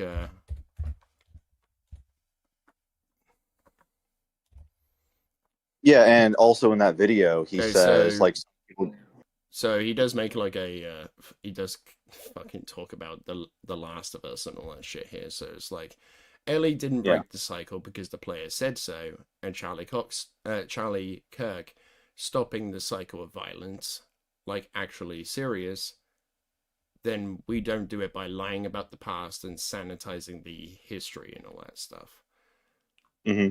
Yeah, but the problem with that is, like he is at like again, like my issue with that is that in order for Birdman to have that conclusion, he's actively lying about what was said of like Kirk's positions and also just like his stance on political violence in general. But hold on, I think what he was doing here was using this story as a way as like. From what he's saying here, and the cycle of violence will likely continue anyway, given Ellie killed many people of her to find Abby. It's a bit of a fucking weird thing to tie this into a fucking horror. Yeah. I don't like I understand like the like why he included like the thematic elements of The Last of Us 2. It's still cringe as all hell. That'd be like me talking about Charlie Kirk and then tying it into a narrative from Dead Space. Like, fucking hell. Yeah, I understand like the thematic, like what he's trying to go for thematically. But I still disagree with like the overall takeaway. Because even if you want to call what like Charlie Kirk was saying political violence, like advocating for political violence, then that would kind of apply to Birdman too, considering in that same video, he says, like he cites a clip of saying that some people deserve to die, which can be seen as if you could press a button that would kill like a person who is deemed to be like a threat to everyone else, then you would press that button. That could be like by his own standards, that would be an advocacy for political violence. So he actually says in the video, deserve to die? Everyone agrees. Like he's not talking about Kirk in that instance, but he is talking about like certain like people and certain people who rise to like the level of. Sorry, just like give me 2 seconds. Like, I want to see something from this video. Did I think Charlie Kirk deserved to die? I don't think. I mean, I think we all believe that certain people deserve to die. Like, for example, if, you know, Mao, Pol Pot, Hitler, those guys were in front of you and then there's a choice that you can make, you could press a button and they would die. I think we would all press that button. There are certain people that just like, we would agree. So I don't think the blanket statement of nobody deserves to die is accurate. Specifically about Charlie Kirk, I wouldn't have killed him. That's just like, as much hate as he has for black people, I personally wouldn't have killed him. But I'm not gonna be sad that the nigga's dead. Like, no, not it. Okay, so he's not sad that he's dead, right? It is weird. I'm not gonna lie. I'm sorry. Like, repeat what you said. Said that he's not sad that he's dead, right? Oh yeah. He said that, but that's not what I'm referring to. Like, I know. I'm just saying, like, he's saying he's not sad that he's dead, sort of thing. But like, I don't know. This is a weird thing to say in my book. Like, there are certain people that just like we would agree. So I don't think the blanket statement of no one deserves to die is accurate. But the context of that is like he was talking about people like Mao or Pot. Mao Zedong, Pot, Adolf Hitler, Hitler. Stalin. Yeah, I understand that, but understand that, like, in the context of which he was condemning Charlie Kirk of talking about quote unquote political violence, that, like, what he's advocating there would also fall into that criteria of quote unquote political violence. And that's my issue again, like with the academic definition of appealing to the academic definition of political violence and the legal definition of political violence, like being inconsistent with it, because you're like one has a different moral like connotations than the other. Okay, so we're obviously not going to agree on this, so let's move on to something else that I do want to talk to you about. Okay. Yeah, because there was like an update like from Noah. He did DM me saying that he did talk to the author. Yeah, he did not what I wanted to talk about. That's fair. Okay, so, what do you want to talk about? Birdman's response to you. Yeah. What was your immediate thoughts about that? I was just like, wow, this guy's kind of this guy's kind of lost his mind. Jack Kentner trying to sue someone for like something that can be that's like unwinnable in court. That's my mentality. Sorry, just go over that again. We lost you. Like his. I thought he was being crazy. Like I thought he was being crazy, just suing someone over a Twitter post that won't even go anywhere. Yeah. I think he was just trying to scare you. Like personally, I think he was just like he didn't actually mean it. He just said, "Fuck it, I'm just gonna say this." Like, ha ha ha ha. You know, like I think that's what he was doing, personally. Because I don't think he's really going to go ahead and sue you. Like, let's be real. Yeah, well, a lot of people... Even you say it would make no sense for him to do that, so... Yeah. So, one thing... I don't know, like, there are certain egomaniacs on YouTube. Like, you see Ethan Klein, like, doing whoever he wants. But yeah, go ahead. One thing that really put a nasty taste in my mouth about this video was that he took this, like... He made this very personal towards you. Now, this is something I feel like the Birdman would have a very, like, he would be very against it if it was, say, Asmongold doing this, or some other, like right-wing grifter, like, sort of thing. You know, if they went and did this, right? Yeah. So when it's a, how many subs do you have? 2K or something like that? 4K right now. But at the time, it was around like 3K. Okay, regardless, like over a 4K like channel, like this is like, again, it's not doxing, right? But like it is fucking like it is public information. But like, what would be the difference between showing someone's personal Twitter account and someone's Facebook account? What's the difference? Yeah. Like, that is fucking crazy that he went to this length just to get at you. Yeah, like using my personal Instagram. I don't even... Yeah, it is weird. Well, it's not weird. It's fucking crazy why he would fucking do that. Yeah.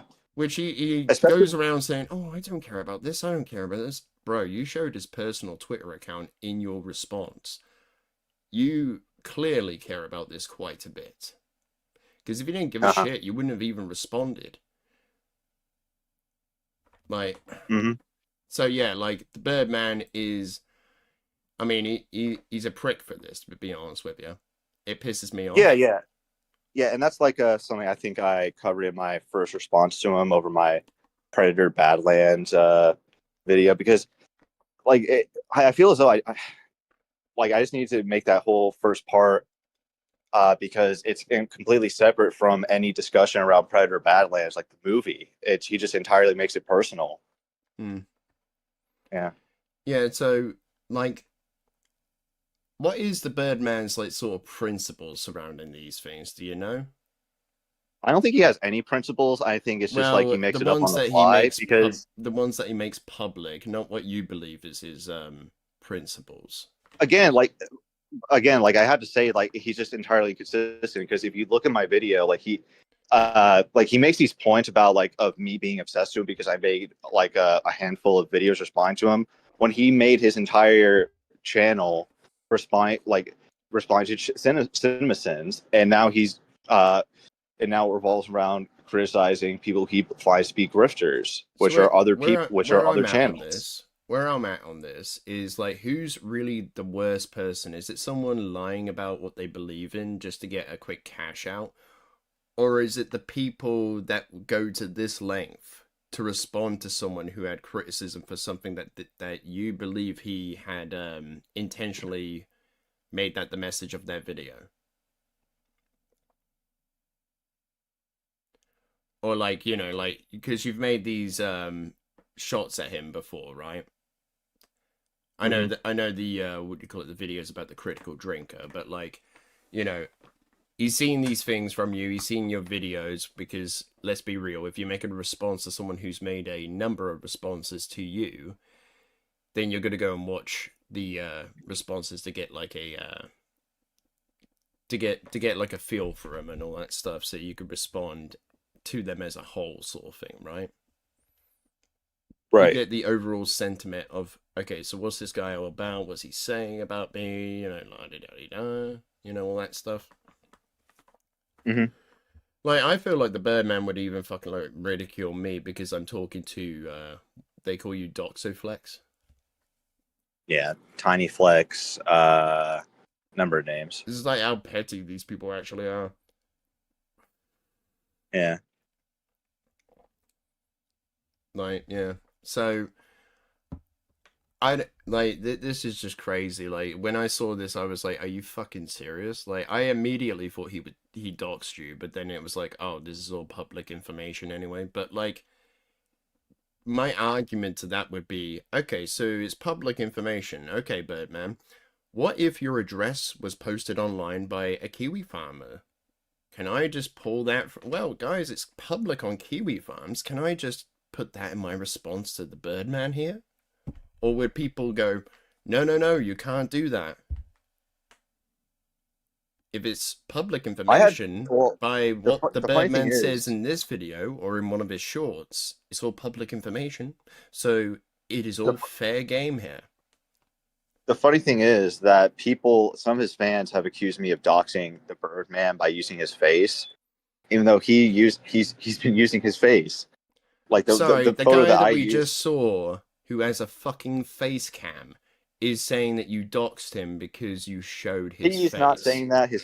Some of his fans are saying that. Yeah, well, including still, for like this retarded logic. Picture. Oh, sorry guys, sorry. We said the dreaded R slur. I think the Birdman might have a fucking issue with that.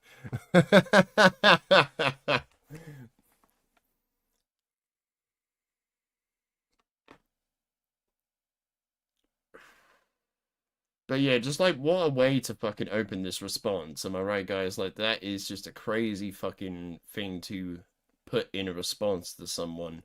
Especially, like, when you're trying to refute their points, right? This is like fucking 2014 YouTube that we're seeing right now. This is a sort of stuff that we would see in like 2014 YouTube. Oh, guys, this guy's like 5'5". Ha ha ha. I owned him. See, I owned him, guys. It's like, it's cringe. Sorry. Yeah, my response to that is just to say, hey, I'm as tall as a Smurf. Like, that doesn't refute any of the points that I made. Like, do you have anything besides ad hominem? Because that's just what they are. I don't really let it get to me. I wouldn't say it's ad hominems. I would just say it's like, what are you calling it? It's just flat out insults. It's just insults, just to make fun of you. Basically, it's just there to make fun of you, to put a terrible taste in your mouth, right? It's trash talk. Yeah. At the end of the day, it's trash talk. That's all it is. I personally wouldn't even let it get to me, because, like, if he has to resort to that, I'd just be like, how good of a critic really is he? Oh, you know, I need to purposely say that this guy, I need to make fun of this guy's height. It's like, could you not come up with anything else? It's like apparently not.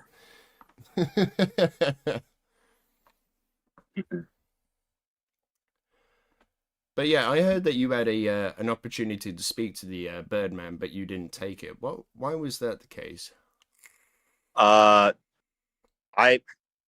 so the context behind that is because it was like this server behind these other two guys were in that I didn't want to be interested in. They kept on adding it to me. I kept on leaving. But then at some point they added Birdman, but I didn't see it. So I left and they just didn't add me back. Okay. But then I requested that they add me back again, and they did. And I requested to talk to Birdman, but he didn't want to talk to me. Okay. Again, I'm down to do a live stream with him and like talk this out and like talk about it. Like I even offered to like talk about it with him in a live stream when he was like threatening the lawsuit or threatening to sue me, and he was just like, I'm not going to waste my time with you with positive shit like you or something like that. I'm just like, okay. Yeah.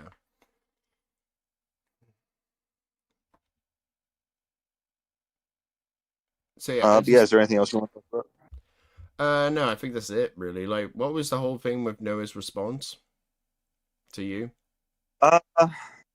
Like to response to like the what you mentioned like before earlier. Like which one? Oh, like the the artist. Yeah. Okay, so they're still figuring it out right now. Apparently he got her to lift the copyright claim, but YouTube servers take a while to process it. So we'll see what happens. Wow, fuck him around. Fuck you. Sorry, could you just go over that again? All right, so apparently, according to Noah, he got his artist friend who made the copyright claim to lift it, but it's going to probably take a while because the YouTube servers take a while to process it. Yeah, I think it would be best in Noah's best interest to publicize that. Yeah, I agree. Yeah, that would be very much it. Because, like, if this is like say for instance, this right here is like Nicholas DiOrio asking like a small YouTuber named Kelesto created a video essay critical of you and it got a copyright strike from what appears to be your artist. Do you know anything about this and can you assist in getting it resolved? If you don't say anything to that, right, that makes you look really bad. Regardless of anything you're doing behind the scenes, I think you should publicize it.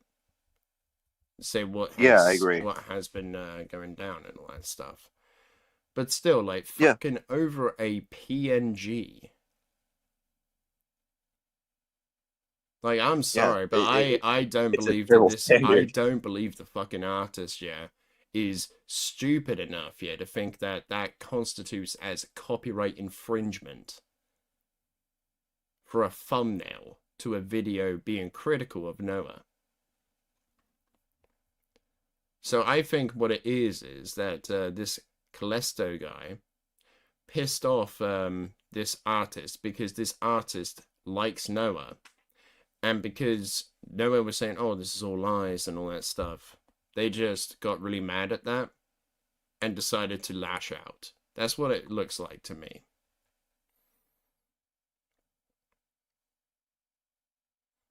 Would you agree with that?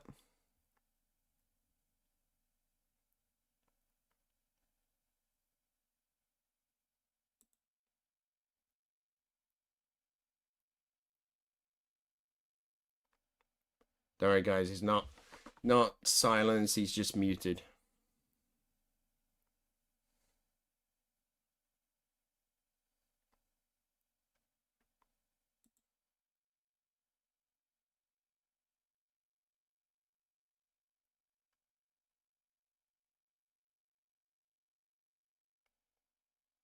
Yeah, sorry, I'm still here.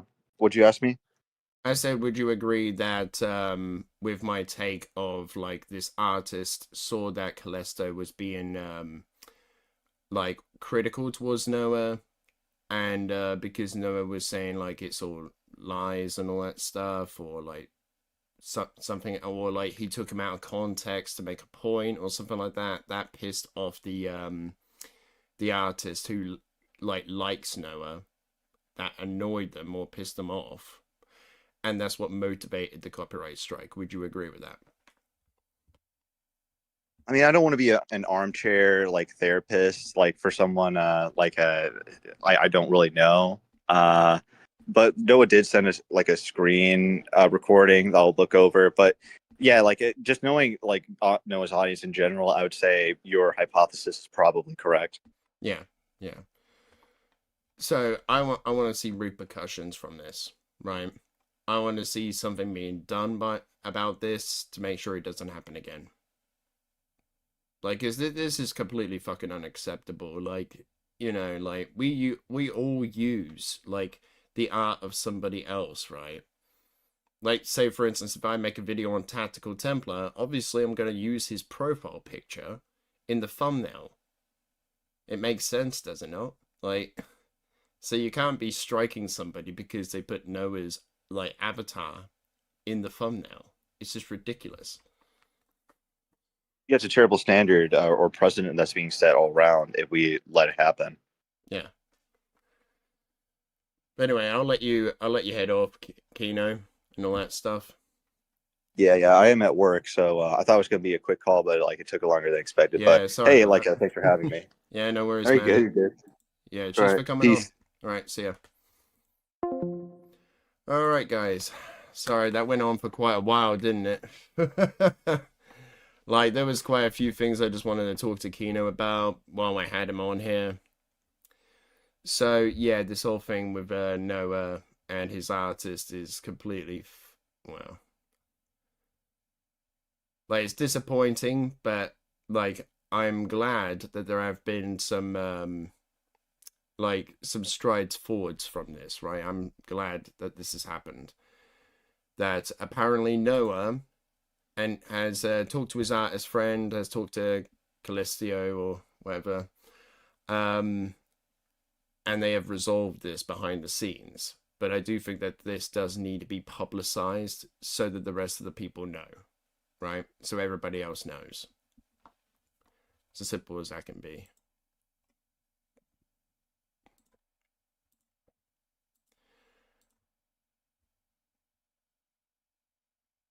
But yeah.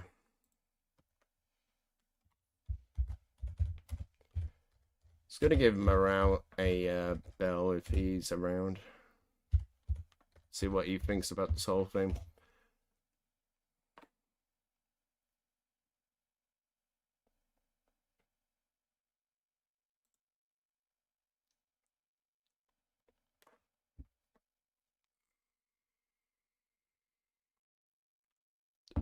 But anyway, guys, we have something else to go over tonight. It's not just the OtterlyNoah. That kind of went on a lot longer than I actually thought it was going to be, because, like, this is the reason why I had another topic lined up, to be quite honest with you. So, yeah. Now we have John Del Arroz. John Del Arroz. I don't know if I'm ever going to get that fucking name right. But, like, he has made a video, like, defending the quartering over the Keno Casino stuff. So, I think it's about, like, I saw that Beckett was, like, going over this, right? Didn't see any of Beckett's stream, unfortunately. Because, like, well, I mean, I just wanted to go live anyway, so, like, that's the reason. But, like, we're now going to go over this video, like, being very defensive. The quartering cancel mob needs to stop now. So from that already, I could tell that, like, John Del Arroz doesn't think that any sort of accountability needs to be taken at all. And to be fair, yeah, John, he's not exactly the type of person that does pretty good fucking research. I mean, there was one video he was talking about Andy Pants Gaming's video game, and saying that it's censorship, the reason why it got taken down. despite of the things that were included in Andy Pants Gaming's video. So let's have a little look about this. At this point, it's a full-on cancel culture, cancel mob going on against the quartering. Almost 90% of the stuff they're saying is just innuendo, nothing proven, just going off, going crazy. Now, he did have a burst of anger, and we know this, and he was wrong, and I think he knows this, and that's not saying that one thing is true and another thing's not true right here. And I think we have a smarter audience on this channel that can have a nuanced discussion about things rather than actually just go full tilt, cancel mob, cancel mob, cancel mob. We have a greater culture war at hand, and I am very focused because there's a couple things. One, we were told that woke was dead in 2026. Trump won the election, etc. And the Hollywood marketing machine, the video game marketing machine, decided to change course on things, not with the actual content they were producing, but with the way they're marketing it. They're not going out there and telling you that this is a diverse and inclusive whatever. For the most part, you get a couple outliers like Starfleet Academy or whatnot, but instead they're just marketing the movies. It looks like the He-Man movie, for example, is going to be about fighting toxic masculinity with a race swap and maybe a strong female lead. I'm sorry, what the fuck are we on about? I thought this was about Kano Flex's like channel going down and all that stuff. Why the fuck are we bringing up He-Man? Did I miss something? Did I miss something in the beginning portion of the video? The video game marketing machine decided to change course on things, not with the actual content they were producing, but with the way they're marketing it. They're not going out there and telling you that this is a diverse and inclusive whatever. For the most part, you get a couple outliers like Starfleet Academy or whatnot, but instead they're just marketing the movies. It looks like the He-Man movie, for example, is going to be about fighting toxic masculinity with a race swap and maybe a strong female lead actually running things instead of He-Man himself. We'll see what happens when that unfolds, but they're marketing it as a basic action movie. And the marketing is, and actually just toning down the way that they're saying things while not toning down the actual content, is how propaganda works. Propaganda is not something that's easy to spot when it's well done, and it's not something that actually causes problems when it's not well done. It's quite the opposite. The not well done's easy to spot and make fun of. When it's well done, that's when we have to worry. And I think Hollywood's just getting smarter about the way they want to propagandize, because all of these people in all of AAA gaming and all of Hollywood and all of publishing are still crazy woke people out there who are just absolutely trying to kill all of us, and they want us rounded up. They want us executed. They act like the communists did in Spain in the late 1930s before Franco, of course, came and liberated everybody and saved the Catholic Church and the like. That's what we're dealing with right now. And we're in a spot with the midterm elections coming up where they've made some changes. Google here and YouTube has very much suppressed a lot of the anti-woke content. As soon as that election trigger hit, things went downhill, okay? And there's a reason I'm prefacing everything like this and stating things like this, because the bigger picture is what's important here, and the bigger, of course, cause is everything we care about at this point. The next thing that is happening is the midterm elections are coming up, and we're already seeing what they're doing on that big cultural level as well. They're trying to divide Christians from the Republican Party. There's been a big fight with the Pope this week. If you notice, the Pope didn't really say much that was really incendiary or even necessarily directed at Donald Trump or anything like that. Trump fired back pretty hard, and the media had a frenzy with it. Now, already Trump has done what he usually does and dials things back, says he doesn't have a fight or a problem with the Pope. The media is not covering this aspect of it, of course. But there was an objective there, and the objective, of course, is to influence the midterm elections so that they can just sweep Congress and then do this 2-year impeachment proceedings again and again and again, and then, of course, try to force Gavin Newsom down our throats in 2028, where they can resume everything as scheduled and just a 2-year blip in history where everything just resets and they're going to start censoring all of us again. That's what's coming down. Now, I'm the most censored and deplatformed person probably in these spaces, other than my publisher, Vox Day, who works with me on some of my books and the likes. So if you don't know my history, I came out of science fiction writing. I write science fiction books for a living. This is one of my books that's not out yet. What the fuck does any of this shit got to do with the quartering, John? What the fuck does any of this shit got to do with it? Like, literally just like, oh, guys, I've made a book. Like, look at my book. Go buy the book. It's like, bro, like, were you literally defending quartering, yeah? Because you want to shill your own fucking product. Like, seriously, what are we doing here, buddy? Not a great look. Go buy my book, everybody. I'm defending the quartering here. But yeah, I love my little gold foil. It makes me happy. I do comic publishing. I've been canceled every step of the way. So I'm sympathetic to being deplatformed. Oh I'm sympathetic. Fucking God. Are you serious? I've been cancelled every step of the way, so this is what I'm basing my entire opinion on about the quartering. So this basically just tells me that John's done absolutely fuck all research at all into what people are even upset with the quartering about. To all that, I do hope that Andy Worski and PPP get their channels back. I think it's wrong that YouTube did this. Am I certain that Jeremy the quartering? You think it's wrong that YouTube did this, but buddy, come on. I think it's clear that the quartering, the person who was threatening and telling how easy it would be to take these fucking people down. Like, don't you think there's a bit of a fucking big-ass coincidence that the same guy who is fucking going, oh yeah, it'll be so easy, guys. I could take you down. I could literally cancel you, Kino Casino. I could literally cancel you. But I choose not to. And then, like, the next day, the channel gets taken down. Like, don't you think that's a huge coincidence, right? Did this? No, I'm not. And it's leaning towards maybe not, and probably not. But at the same time, there is a little circumstantial evidence that he was mad and said that he wanted their channel removed. And so there is that circumstantial. We have screenshots of this, John. We have screenshots where he was fucking raving about this stuff. Saying how easy it would be just to get rid of them. Telling them first is your YouTube channel. Next is your kick. It's like either this guy is straight up lying, or this guy is like, it's either this guy is lying out of his ass because he hasn't done the fucking research, or he has seen this and he just wants to get some brownie points with the quartering's audience. I mean, like, I'm literally going to just make a comparison here. John Del Arroz is exactly the same type of person. He is the same as people like Cyberboy who fucking sit there and stroke fucking Dark Viper's ego. Guarantee it, this guy is going to be in fucking tears if he ever crosses the quartering. I guarantee it. And he shouldn't have done that. That's absolutely true, too.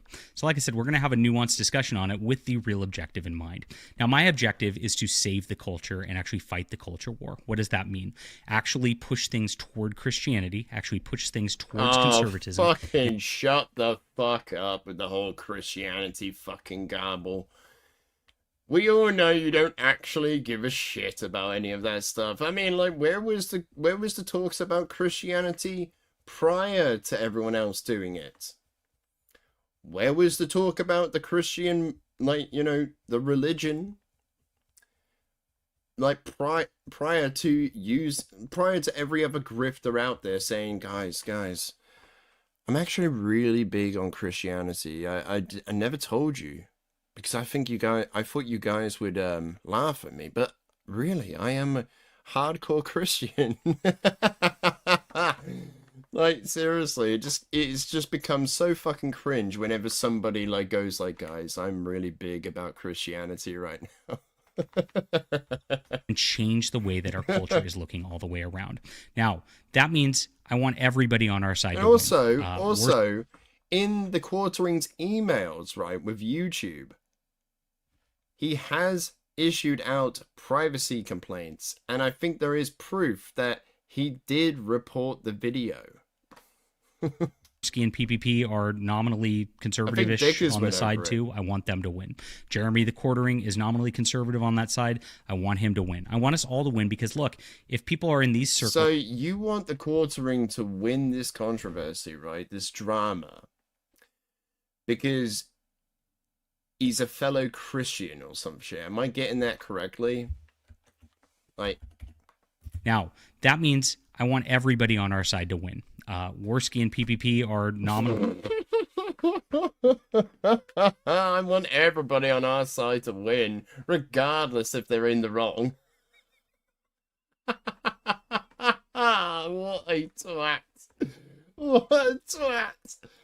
I can't believe this shit. I mean, this guy is subscribed to my fucking main channel, right? I forgot to mention this, but John Delta Rose is actually subscribed to my main channel.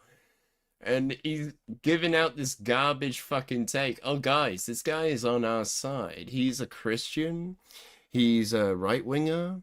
He would never lie about anything, right? I want him to win because of the culture war, right? Conservative-ish on the side too. I want them to win. Jeremy the Quartering is nominally conservative on that side. I want him to win. I want us all to win because look, if people are in these circles paying attention to us and not paying attention to Stephen Colbert, that's a good thing, right? And that's exactly what we should be gearing towards on that level. I want people to pay attention to my science fiction works instead of John Scalzi. I want people to especially read Fandom Pulse here. This is my news website, which is entertainment news. Like I said, one of the most censored people out there. I worked for Bounding Into Comics. A lot of these people who are canceling and all this stuff now and going, Jeremy steals content. They built the funniest part about this. I watched Smash JT's video on this. He built his whole channel on reading my article. Oh, it explains it, doesn't it? It fucking explains it. He watches Smash JT. And John Trent's articles, and it's like, okay, the guy who actually so did the guy who has never had a real opinion in his fucking life and just goes where the wind blows. That's it. Ordering in a lot of ways, and so did a lot of these people. So we're the people who actually write the articles on the front lines and have been doing this for years. We did this at Bounding Into Comics. They censored our articles, and so we quit. Is what came down. We had a lot of problems there. Next, like I've been banned from Kickstarter. I've been banned from the World Science Fiction Convention. I've been banned from the Science Fiction Writers Association. I've been banned from Patreon. I've been banned from Indiegogo. I've been banned from Reddit. So trust me, guys, I've been deplatformed more times than you can ever imagine on this stuff. So, this is Fandom Pulse. We're doing this on Substack. It's a very good free speech platform. And YouTube has problems with its algorithm and the like, which I'm going to get into. It does in just a moment. Now, with YouTube having problems and never knowing what we're going to see, we need to have spots where we can tell the news and not have it be algorithm dependent. So check this out, fandompulse.com in the description below. Sign up, guys. It's very important to be here. We don't do advertising or anything. It's just readers, paid subscribers who want to help us. And I appreciate you guys being here and support. Oh, wait a minute. Is Fandom Pulse his website? Again with the shilling, like... Again, guys, like, here's my website. Here's my fucking website, like...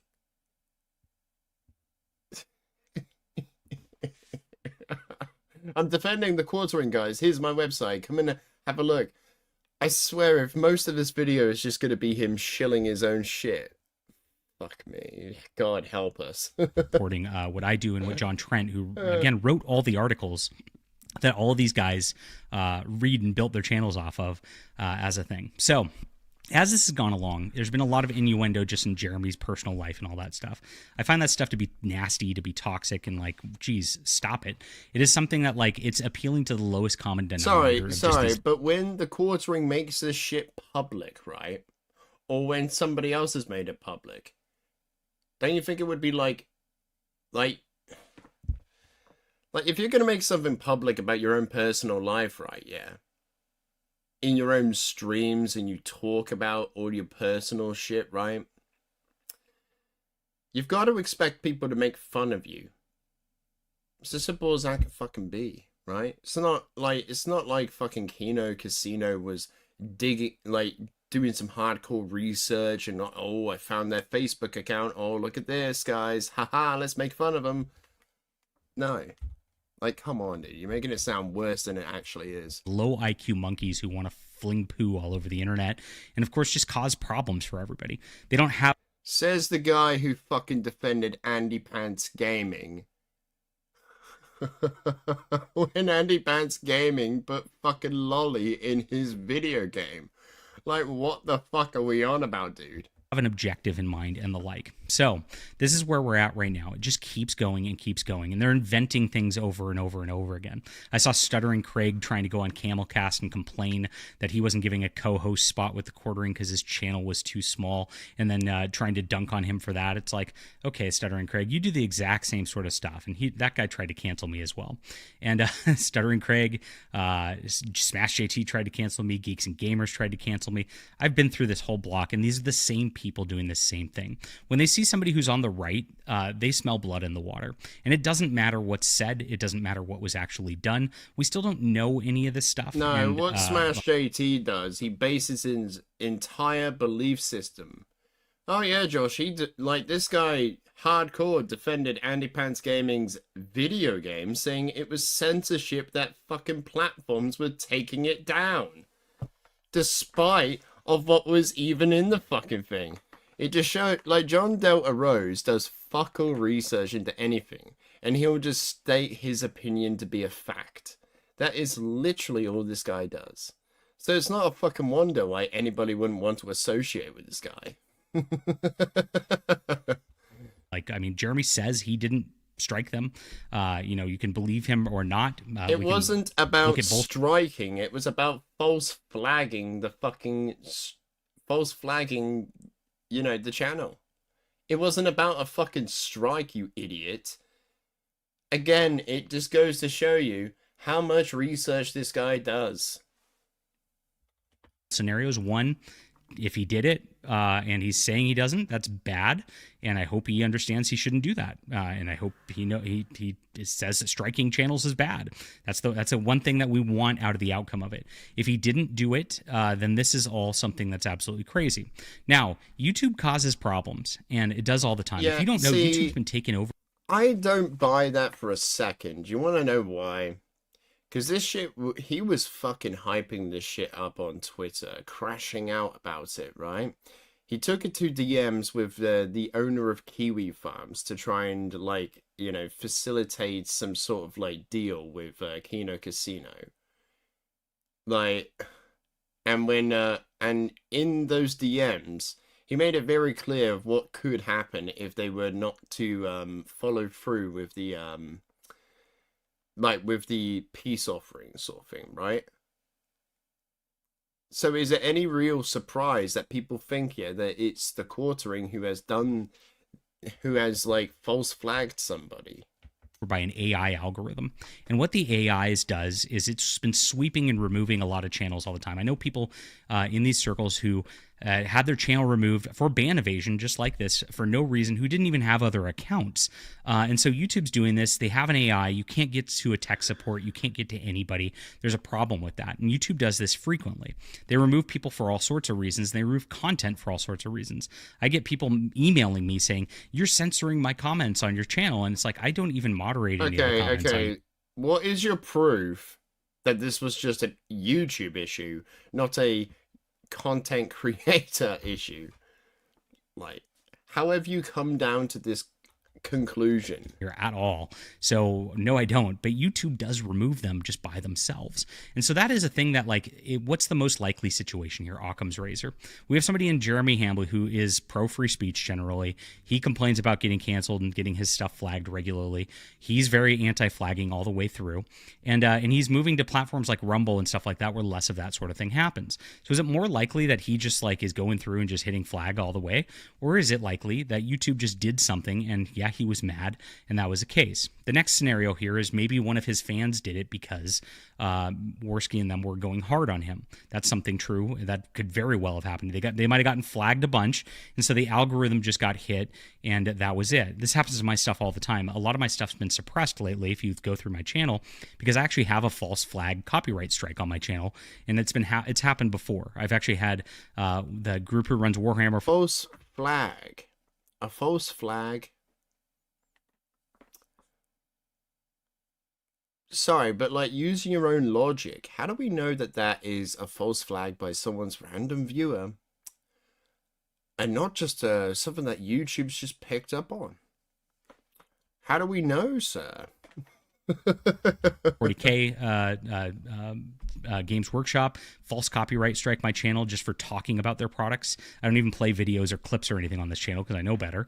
And I've got one right now just a big. Oh no, sir. Like maybe it's a YouTube issue. Maybe YouTube's done this accidentally, right?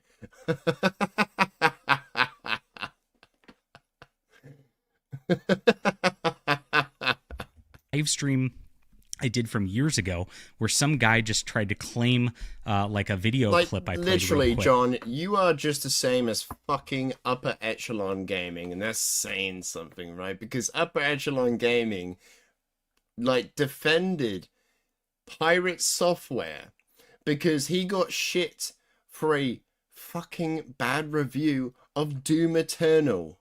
Yeah, you heard that right.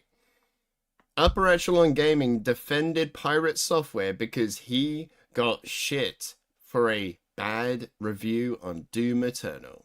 That's what he was like pointing to. Oh yeah, these people came after me and they criticized me, but I never bowed.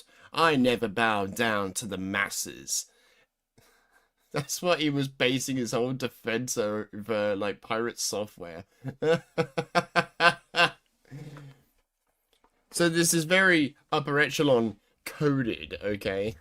That was actually a transformative song that one of my friends made. So it's like, again, this is crazy that this all happens here. And it was a song about heel versus babyface too. It wasn't even his stuff.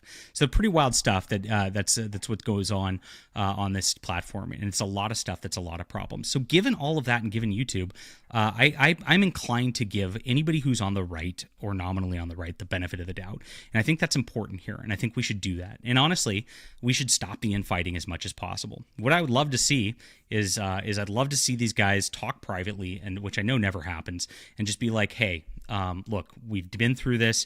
I don't want your channel struck. This is coming from Jeremy in my head. I want you guys to succeed. Like, I'm going to talk to my YouTube contact as best as I possibly can to try to get you guys restored. Look, I didn't do this. I promise you. And then Worski to go back and go, yeah, that's cool. Okay, guys, we can be cool now. And that's what I'd like to see happening on our side. Because look, there's Gavin Newsom's out there. There are Mark Hamill's out there saying that Luke Skywalker needs to be gay. There's Stephen Colbert's out there. There are Hassan Piker's out there, okay? Right? These are people who are doing the bidding of evil and actually trying to push our society into decadent and just disgusting decay, and actually trying to tear down America. And it's time that we actually focus and strike back. So that's exactly what we're about here. Hang on a minute. Bears out there. There are Hassan Piker's out there, okay? Right? These are people who are doing the bidding of evil and actually trying to push our society into decadent and just disgusting decay, and actually trying to tear down America. And it's time that we actually focus and strike back. So that's exactly what we're about here. And I'm very just hoping we can dial down the cancel culture mob. I don't think it's a good thing. I've said my piece. Like, you know, if you've seen, I'm not like super friendly with Jeremy Hambley the Quartering historically or anything like that. I'm not like a big shill of his channel, and I'm not like his best friend or anything like that. You can watch my video the other day. I definitely didn't like the way I was treated over the years. So I'm just looking at this from a holistic perspective. It's not personal, but it is something about the movement that I really care about. And I want him to succeed, and I want him to do better. And this is what I know about him. He says he's converted to Christianity, been working really hard to stay in church every weekend since last September. He says I bet that guy's never been to fucking church in his life. I guarantee it. The amount of lies that the Quartering said over the course of his history, I'm just gonna have to sit here and say I don't fucking believe him at all. Okay? I don't believe him at all.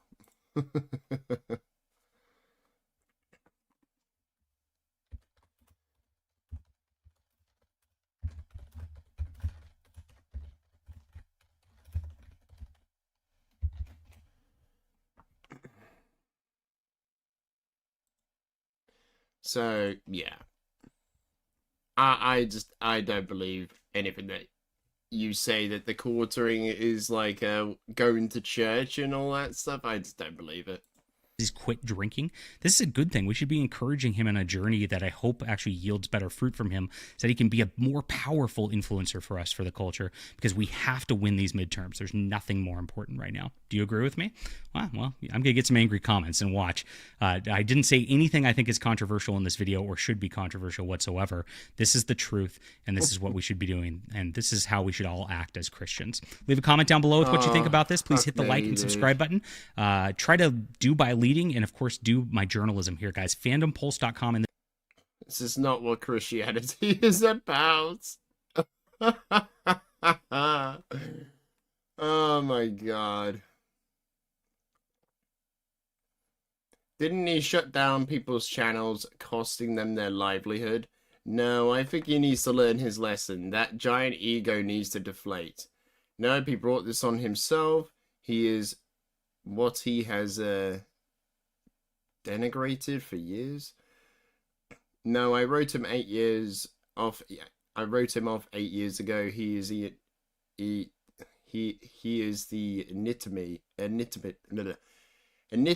oh fuck's sake, I can't even say the word. He is a grifter. All he does is read other people's content, being awkward and fidgety. Why does he even have an audience? He's boring, unoriginal. I don't care where his politics land. He's awful, and his false flagging just proves who he always was. A total piece of shit. No, I think all of it is well deserved. He's definitely stealing content though, right? I've looked at the evidence against them. While not fully definitive, it is compelling. I do believe Jeremy is reaping what he's sown. And these are the top comments as well, right? These are the top comments. Yeah, this is crazy. Yeah, I'm gonna have to hard dislike that video. Fucking... like, how much of this was him shilling his own fucking shit? Like... fucking hell, dude. Like, such a terrible defense. Say, I'm not gonna show you anything that could, you know, exonerate this guy. No. I'm just gonna speak my mind, and that's it. Sorry, but if you're gonna do that, then your opinion is invalid at that point. Okay? It's as simple as that can be.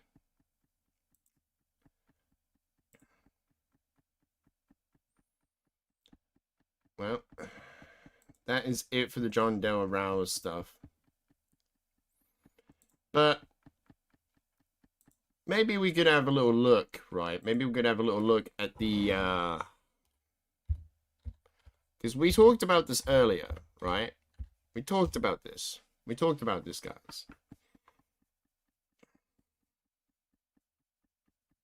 We've talked about this. So I think we should watch John Doe Arroz's take on Independence Gaming's new video game, right?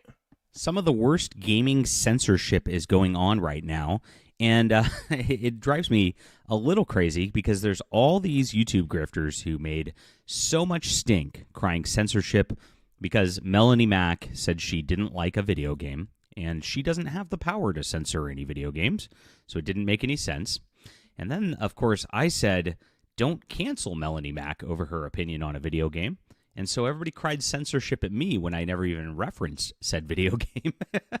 It's really, really wild. Now, Steam is actually banning a video game because of politics, and it's because they're extreme leftists. Or could it be what's in the game is really fucked up? Like, lolly? I mean, the guy has sprites.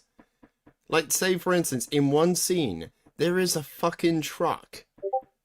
There is a truck here with a sign on the side that says 10-year-old strippers and all that stuff. Alright. Hello, Morale. Hello. Hey, what's up? So... I'm with you. Hmm? What's up with you, dude? What's going on? What's up with me? What do you mean? You said what's up. I said not much. What's up with you? Okay. Well, what's your whole thoughts about the Noah stuff? Like with this, his artist, like copyright strike, trying to take down someone else's video that's critical of Noah. I think the responsibility there is obviously on Noah. I think, I mean, okay.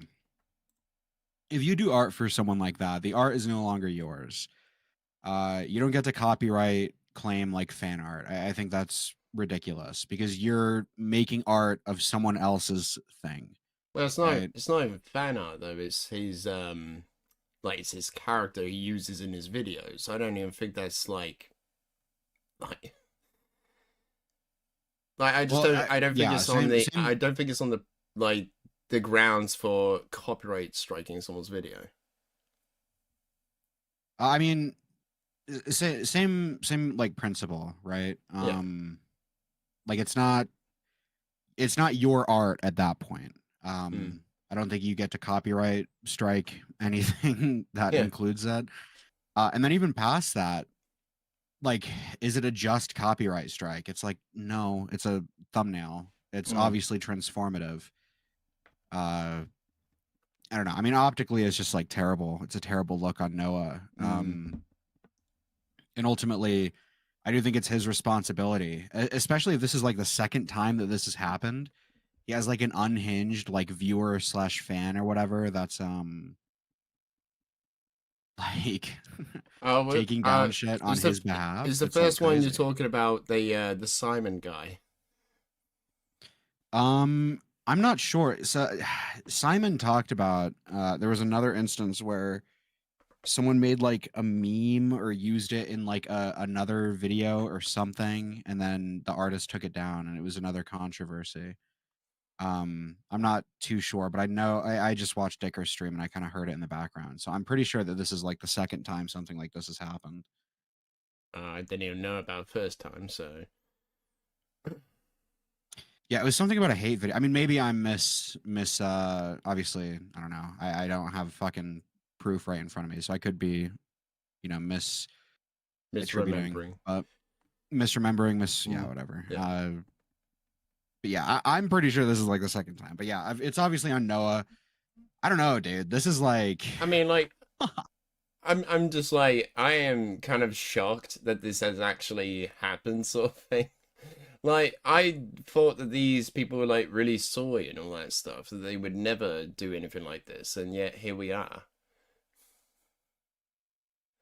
Yeah, I mean, it's absolutely like a win, for like the anti-woke guys who get to point and laugh and say like, oh, look, like the whoever made the 2.5 hour long video on Noah. I tried to watch some of it.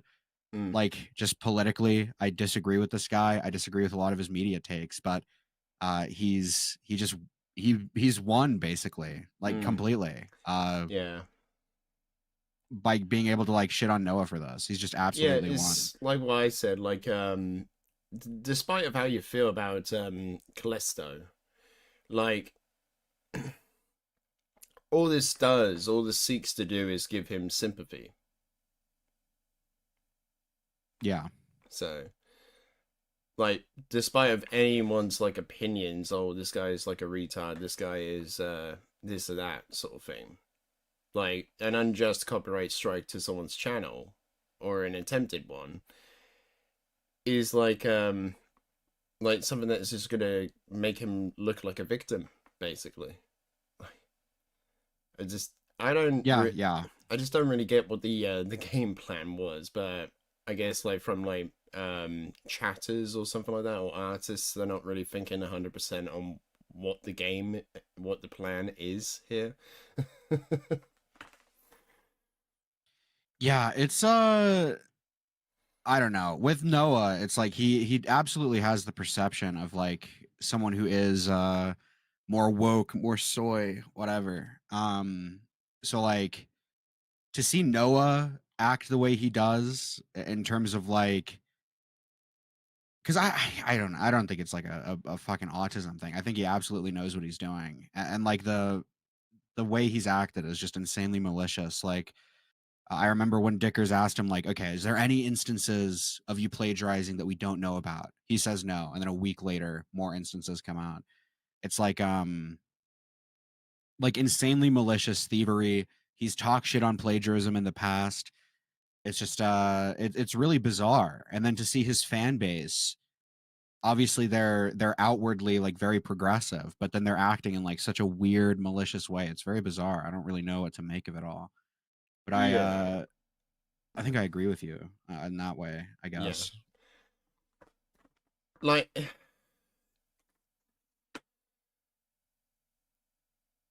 yeah, there's the things like you know the like you brought up the call sort of thing. Like after the call happened, sort of thing. Like I was pulled into a VC with Noah and like a bunch of his like community sort of thing, and they were all like they were all like fucking dogging on me and all that stuff, like for what they thought I said in the call, right?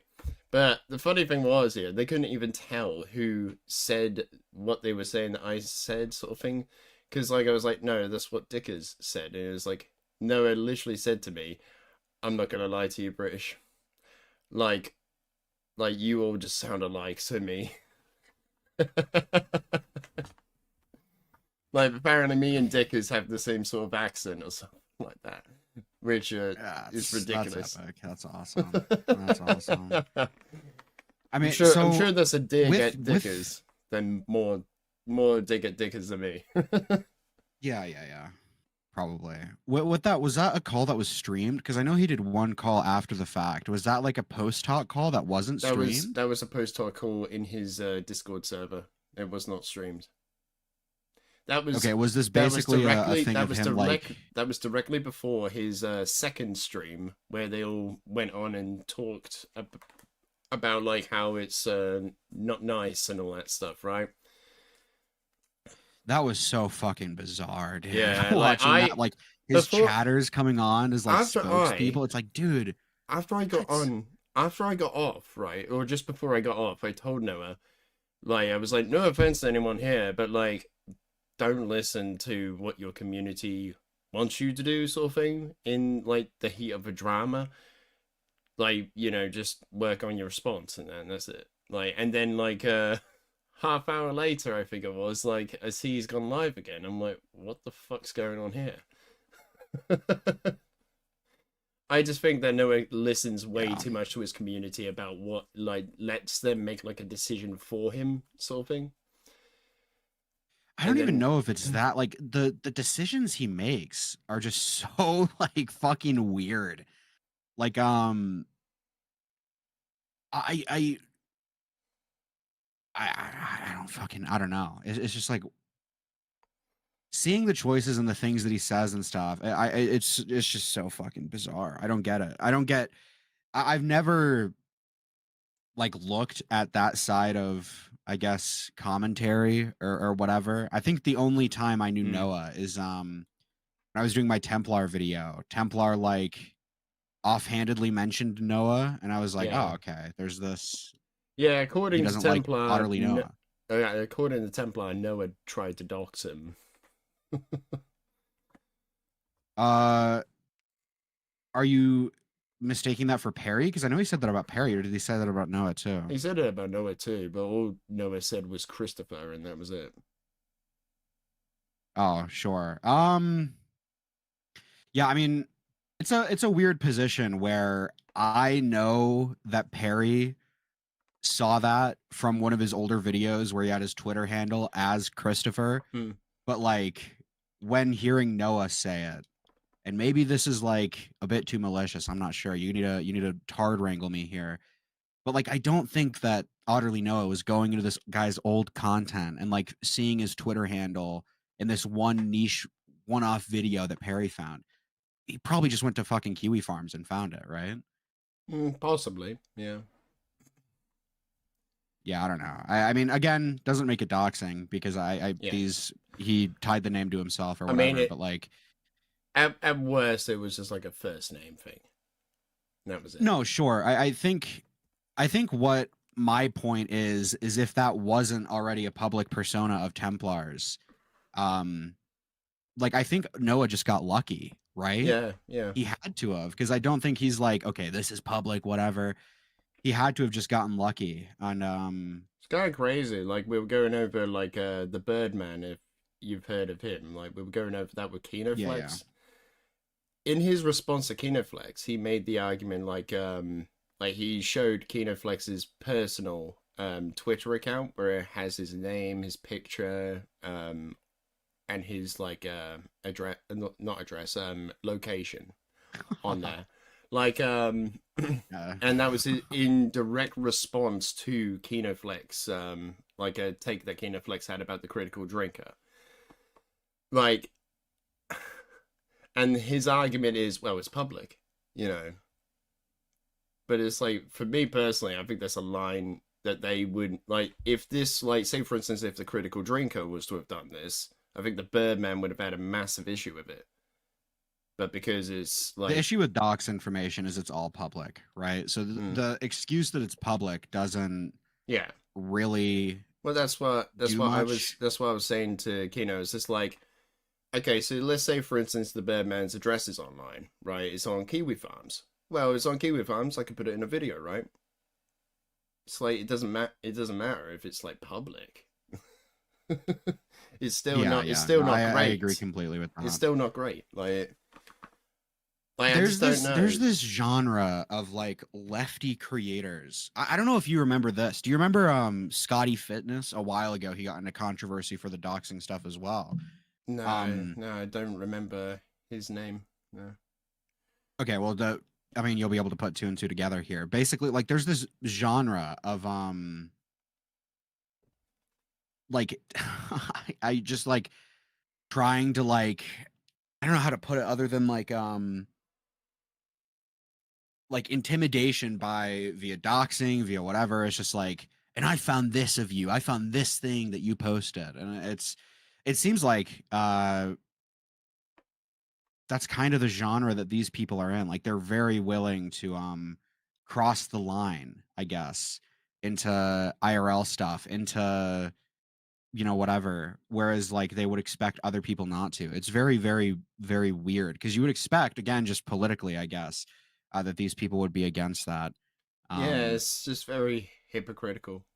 Like, yeah, I agree.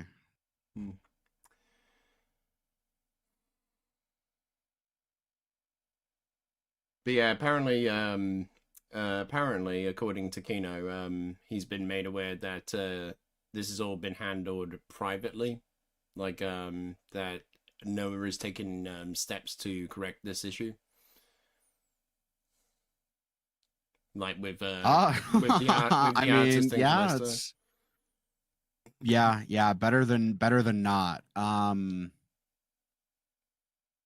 Yeah, that's good. I mean, if that's what's happening, I will say, I think I agree with Dickers in that I think it's silly that Kinoflex and Kelesto or whatever were the ones that had to make it clear that defend Otter, when it's like, no, you should be the one defending yourself. You should say that this wasn't you. Why are these people having incredibly strange? His response to Nicholas DiOrio is, "Oh, I'm just gonna quote tweet this other guy."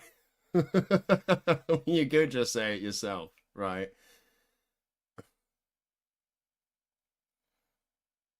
Yeah, I agree. Yeah. What did I'm curious what Nick thought of it all, because I saw that he was reacting to it on EFAB. I didn't even know he was still going on EFAB, so that was interesting to see. But did you watch that reaction at all? I listened to it partially on the way home from work, but I think they were just like reacting to his content about the critical drinker and all that stuff, like, and just basically giving him like a really hard time. But, yeah. That's as far as I got, like, before I got home, so. All right, yeah, fair enough. But yeah, like, fair enough. He was basically just asking, like, what was it? Oh. yeah, he was just basically asking, just about it in general, like what, sorry, I'm going off of memory here, but like, No, you're good. What was it like? Is this person your artist or something like that? He was making a question about that sort of thing. Yeah, I gotcha. And he just basically quote tweets KinoFlex, which is like, I think it is very bizarre that KinoFlex is defending Noah, considering that previously when he went on his stream, they completely like ripped him a new one about the whole pro ZD sort of stuff. Yeah, with KinoFlex in relation to Birdman, it's very bizarre that Birdman like cares this much about 4K channel smaller creators such as KinoFlex. Well, like KinoFlex, from what I understand, is like a lol cow in their space. That's how they view him. What? No. I mean, there's a whole rabbit hole to go through with like this guy called SK and all of his like his community and all that stuff. So it's like a whole thing. Don't tell me KinoFlex is a lol cow. No, dude. Fuck. That's how they view him. I would say, yeah. Yeah. Dude, SK seems like a fucking retard. I'm not, he's like fucking debate. Okay, any of the like media, like objective media analysis people, they're all fucking retards. Right, EFAP, mostly retarded. All these people are mostly retarded. I'm with Dick. I'm with Dick is on this one. This guy called I can't remember his name, but like there's this guy that looks like fucking Spider-Man in like that's his avatar.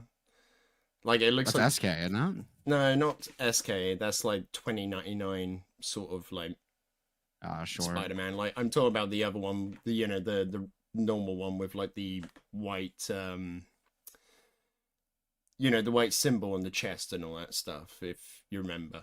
But every time he just chimes in, it's just like, why the fuck are you chiming in? Who the fuck are you? And it just apparently this guy is just like a 200 sub Andy. It's just like, what the fuck? Genius. As I say that I'm dude, fucking as I say, do you remember go ahead. Well, I'm just saying, like, as I'm saying this as someone who hasn't even got 100 subs, so you have more than 100 subs, surely. What? Well, on this channel. Oh, I see. No lie. Okay, I get what you're saying. I don't know if you saw this, but KinoFlex went on to SK's stream. I think it was SK. It was like, hey, I think OtterlyNoah's like plagiarized you. Yeah. And then SK was like debating him on if he got plagiarized. He's like, no, I don't think I got plagiarized. It's like, dude, what the fuck is this? Who are you people? And he's like doing call-in debates on if like the fucking prequel trilogy was like bad or good. It's like, dude, you're fucking stuck in like 2016. All of these people are stuck in 2016. The fucking Kelesto guy. Listen, I love that he thought I was like based or whatever in the in his video when I screamed at Noah. But he's like, if you go to his channel, he's making videos on Brie Larson. It's like, dude, what the fuck? What year is it? What are we doing? Yeah. This is so bizarre. Yeah, it does remind me a lot of Gamergate, yeah. It's all these it is just Gamergate runoff. It's just like, I used to actually I actually used to watch the skeptic community, like people like Undoomed and Armored Skeptic. Dude, I used to be a big Armored Skeptic guy. His Mothman videos, I was like glued to the screen. It's awesome. Didn't see those. Like I just saw like the ones that he was like dogging on someone for like their religious takes.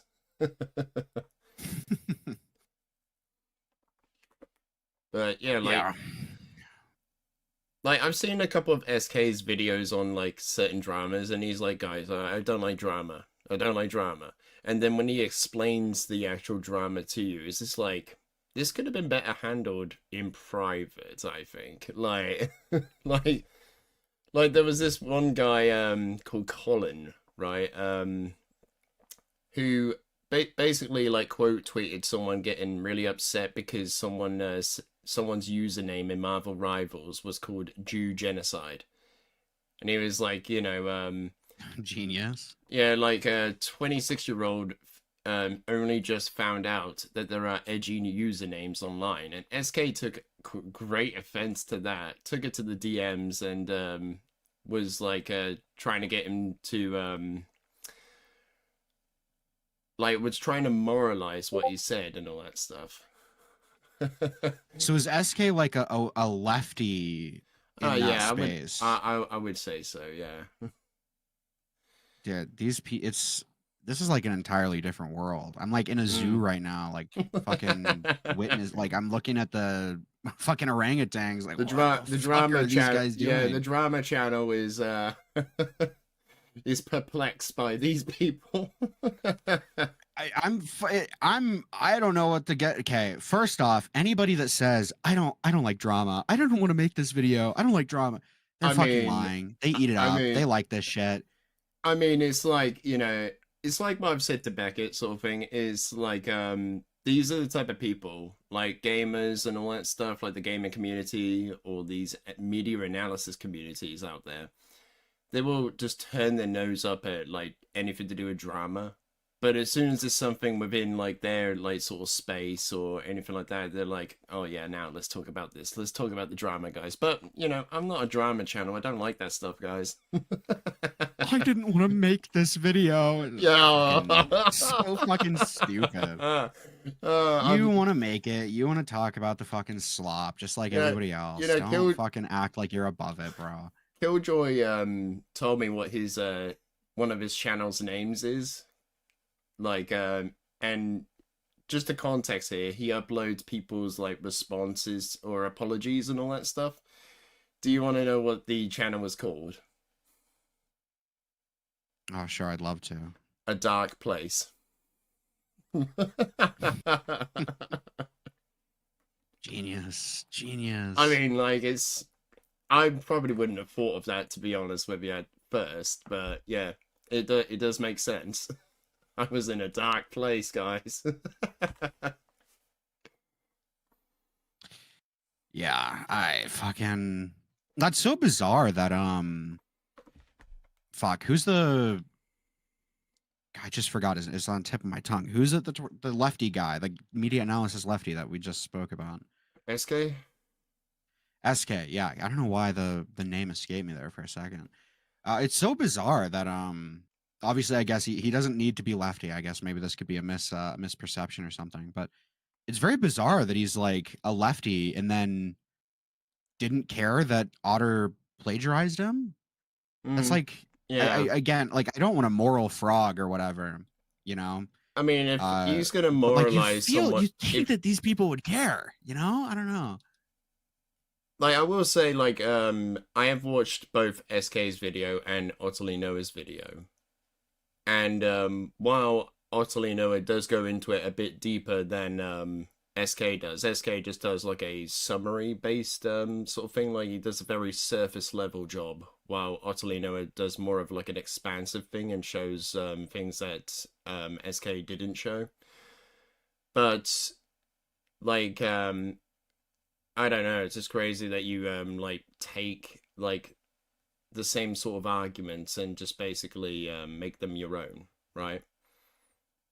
I mean, it's very obvious what he's done. It's like he's not taking the entire video and flipping it, right? I don't think that's what he's done for any of his content. No. He's like taking a video and then turning it into a section of his own video.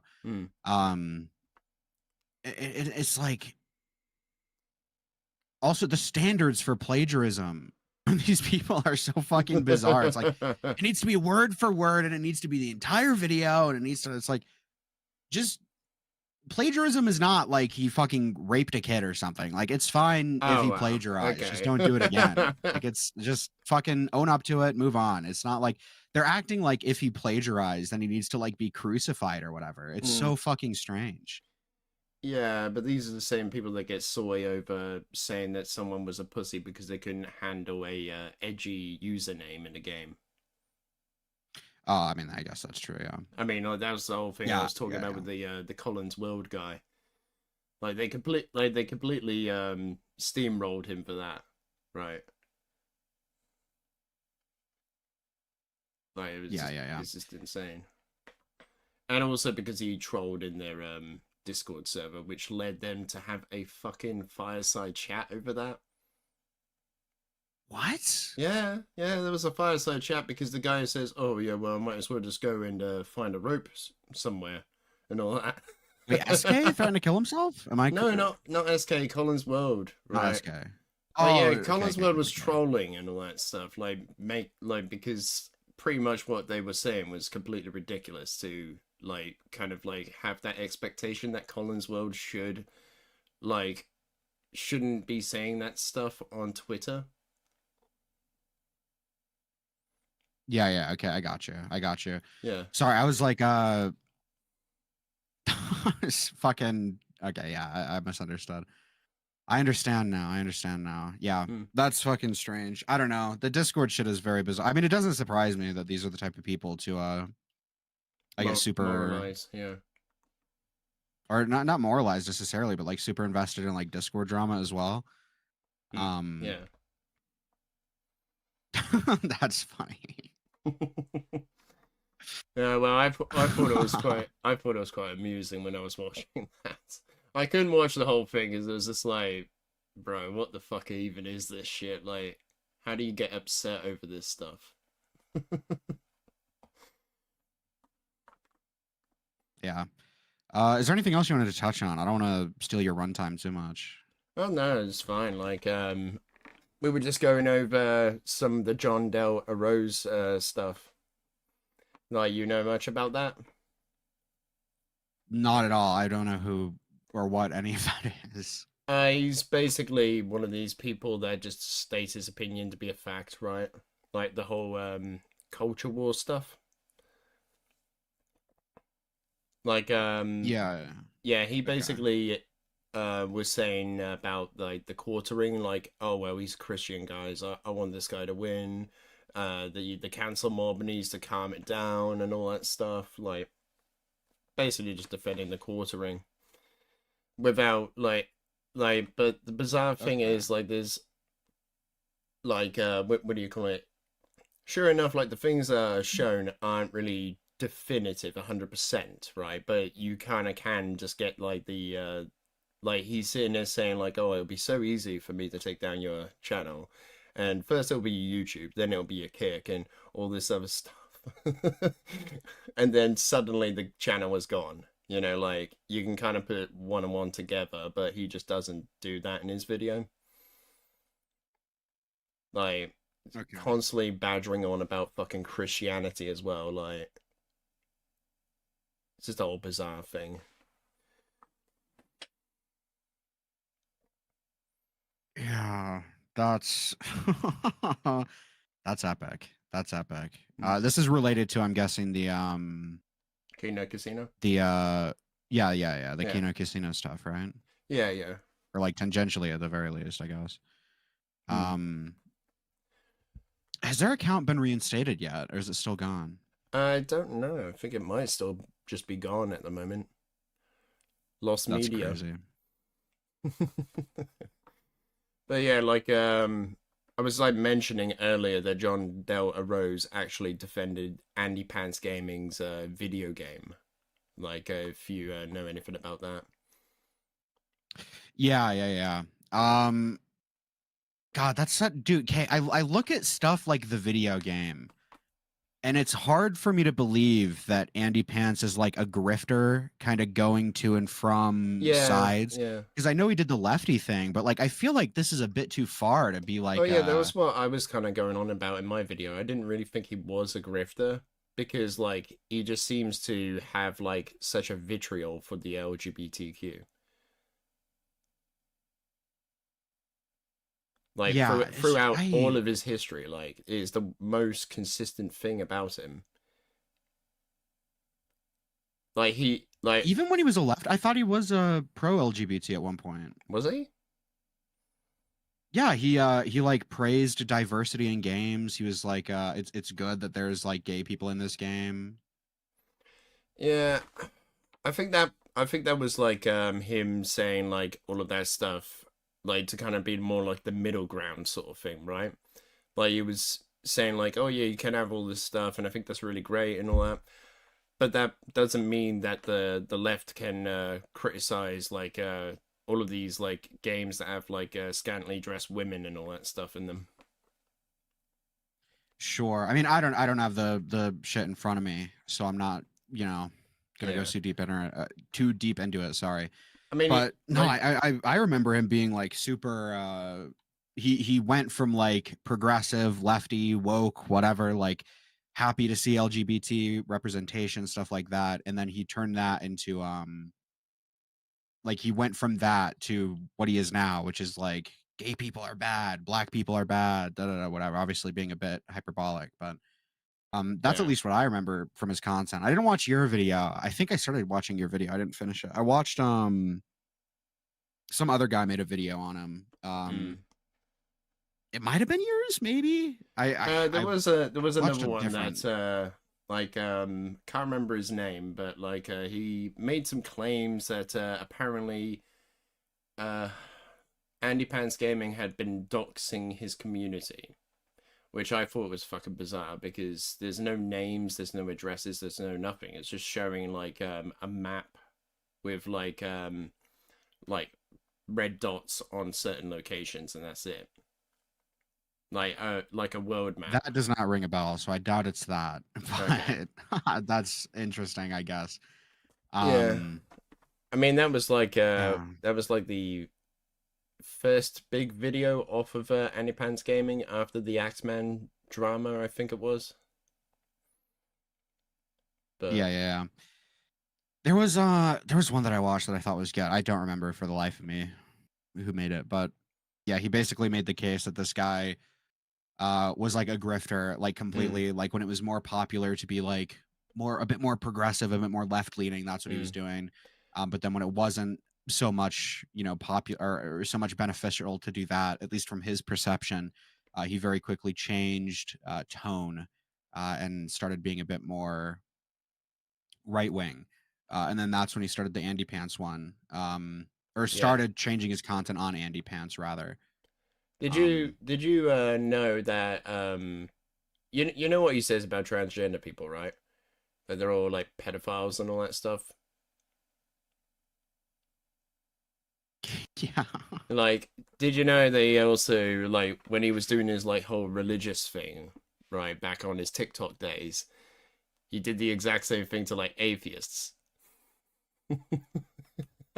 He said atheists were pedophiles. Yeah, because like one atheist was on like a debate sort of thing, and because that atheist said that pedophilia is intersubjectively wrong, like that means that every other atheist set is like basically got the same belief, like completely like bad. I remember what you're.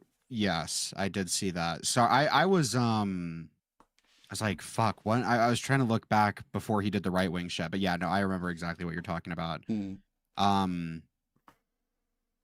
that was bizarre. I mean, okay, it's a very like, it's not necessarily surprising because that's one of those things where like everybody is gonna kind of have that reaction to provocative topics like pedophilia. Yeah. When you say that, things aren't objectively wrong, things are just subjectively wrong. I think everybody's going to look at provocative things like rape, pedophilia, whatever. They're going to be like, you're a fucking evil freak for saying this. So that's not surprising, especially that he's using it. But it's just the overgeneralization on every atheist because one person had that like take. He also like I made this a point in my video, like he had a really like I can't remember the guy's name, but he had like a deep-seated hatred for one person, and that was because like that person was like open to having gays and lesbians in his church. Yeah, that's crazy. I fucking Jesus. The game that Andy Pants made, I remember some people that did anything really come of that? Because I feel like that should have been more of a kind of explosion that he did that, but it didn't seem like people really cared past like the first week almost. Yeah, like, yeah, I see like people like John Del Arroz like cover it, and it's just basically like, wow, this is censorship and all that stuff. This is just censorship, and there's nothing else. It is politically driven. Yeah, but it's like, dude, you didn't realize that there is like lolly in the fucking game. Some strange fucking depictions of children in the fucking game as well. yeah. The way he does it too is just like so fucking grotesque. It's like trans people are evil pedophiles and they have child strip clubs. Let me show you them. There is a quote in the game that says, "Bring me my child bride." That's awesome. That's epic. Jesus Christ. But literally, it's just like, awesome stuff. I mean, personally, I've never played it because it's like one of those arcadey games, and I'm not really a big fan. When I first heard the controversy that it got taken down, I was like, let me play this on stream because that'll be funny. But then I did like 5 minutes of looking into why it was banned, and I was like, I don't know if I can play this on stream. Actually, maybe there is actually a playthrough on there. I can't remember her name. I watched the playthrough instead. Is what I did. What I ended up doing. But I was like, this would be so fucking awesome to play on stream. But then I was like, oh, it got banned for having like AICP. Okay, that's awesome. Yeah, like it got taken off of Steam. I think it got taken off of every platform he ever tried to put it on to. Isn't it on itch still, or am I mistaken in that? I have no idea. I think, or at least last time I checked, I thought it was. No idea. Yeah, I mean, doesn't matter. Kind of says a lot about their moderation. Itch.io. I mean, itch.io, I think, is the indie anti-censorship one. Like, it was the one where they're the Kiwi farms of games, basically. I don't know. I mean, maybe I don't know, dude. I fucking they're the ones that if you remember that game Horses that got pulled from Steam a while ago, and then it was like on Epic, but then like a week or something crazy before release, it got pulled on Epic as well for having like sexualized depictions of children. That one I think was still released on itch, I believe. I have no idea what that game is. Horses, it's an interesting game. It's like a, how do I even describe what it is? It's like a anti-capitalist, like almost kind of like vegan propaganda maybe game, maybe. Something like that. Okay. I don't know. It's. I mean, you can look into it if you want. It's vaguely interesting. If you're into like games and censorship and stuff, you might find it interesting. Maybe I'll have like an interesting take around it or something. I don't know, but yeah, maybe. Yeah. I don't know. No, if it's got like depict like what was it like certain depictions of kids in it. Yeah, I mean, I don't remember exactly what the scene was that got it banned, but yeah, the TLDR is sexual depictions of children. I think there's rape scenes as well. It's not like a porn game, to be clear. Not that really, not that the fuck even makes drives, it much better for. What even drives someone to fucking make media like that? That's crazy. Well, listen, this might be where we disagree. I think art in all forms, as long as it doesn't glorify the thing or serve as like sexual gratification, I think it can and should exist. So I think this game is epic and cool, and I think it should exist. Okay, we do disagree with that. Yeah, well, listen, we don't have to debate on it if you don't want to, but that's my stance. I would rather not. Thanks. Hey, up to you, buddy. Okay, up to you. But yeah, I forget why. I looked into it like months ago. I don't remember exactly what the deal with it was. Like, but, I know you made Westside Tyler lose his shit. Okay, I don't want the same thing happening to me. Okay. I don't even know why Tyler was like freaking out. I was like, maybe my perception of myself is like skewed, but like I look back at that and I'm like, I feel like this is so tame. Why was he fucking going crazy? This was off the back of him wanting to have a lolly debate with Aiden, only if Aiden was like for lolly and he was against it, right? I would have watched that. I would have loved to debate Tyler on lolly. I think that would have been interesting. I think the issue with I don't want to get into a debate about this, actually. This might be a bad idea, but I love those debates. I think they're very funny. They're very entertaining. You know who Hunter Avalon is, right? I've heard the name. I actually don't know if I could even describe to you who he is. He's like a political guy, but I went onto his stream and I started arguing like bestiality with him, and I just thought it was funny. Like arguing provocative shit. Just to like rile the other person up. I think it's hilarious. So yeah, I'd love to, especially Tyler. I don't know if it's worth getting doxxed over necessarily. Okay. The craziest thing I found out about, like the craziest thing I found about Tyler, right, was he defended like he swept for lolly with the whole Vorsh stuff and that and the horse porn, like. But I didn't know about that. That was very strange. But then when he has that conversation with you, he's like, no, I always thought it was pedophilia. So like what he's saying there is, yeah, I swept for it, but I always thought it was pedophilia. It's like... I did know that. I don't think I pushed him super hard on that. I don't remember pushing him. I don't think I did. But I remember that, and I was like, that... Why would you say that? Like, there's... I don't... Like, I don't even think it's that embarrassing of a standard to be like, yeah, I didn't think lolly was as bad at the time with Vosh, and then I grew to it's kind of funny. Have a different opinion of it. That was one of the moments in my video that he skipped over. That Tyler skipped over. Yeah, he reacted to the video. Oh, the lolly shit. I see what you mean. Yeah, he just skipped over that. It's almost like he didn't want to try and explain to his audience why he said that. In conjunction to the other things. Yeah, I see. Yeah, I don't know. I mean, everybody has embarrassing takes every now and then. I don't think it's something that you should like freak the fuck out over or whatever. Yeah. It happens. Just kind of own it, move on.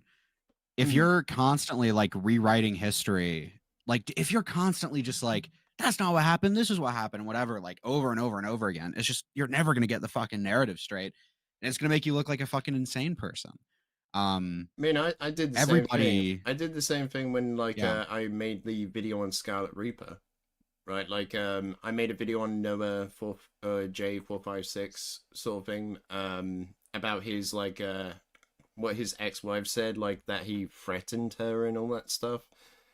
And I took it at face value and like I just made the video going over certain things, and I titled it "What He Doesn't Want You to Know" and all that stuff, right? Which is pretty fucking bad.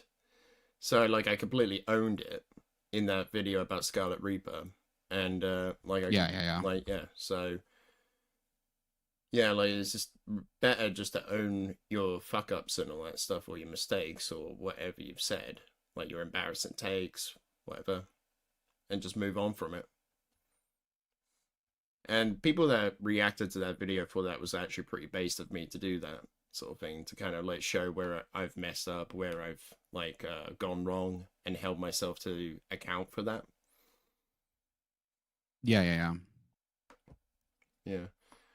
Well, yeah, I agree. Have you seen it? Just own your shit. Yeah. Have you the Tyler stuff, do you mean? No. Have you seen the Scarlet Reaper stuff? No. Listen, this is gonna make you so fucking upset, dude. What? I look at the Scarlet Reaper shit, and I think it's fucking autistic as fuck, and I've like avoided it completely.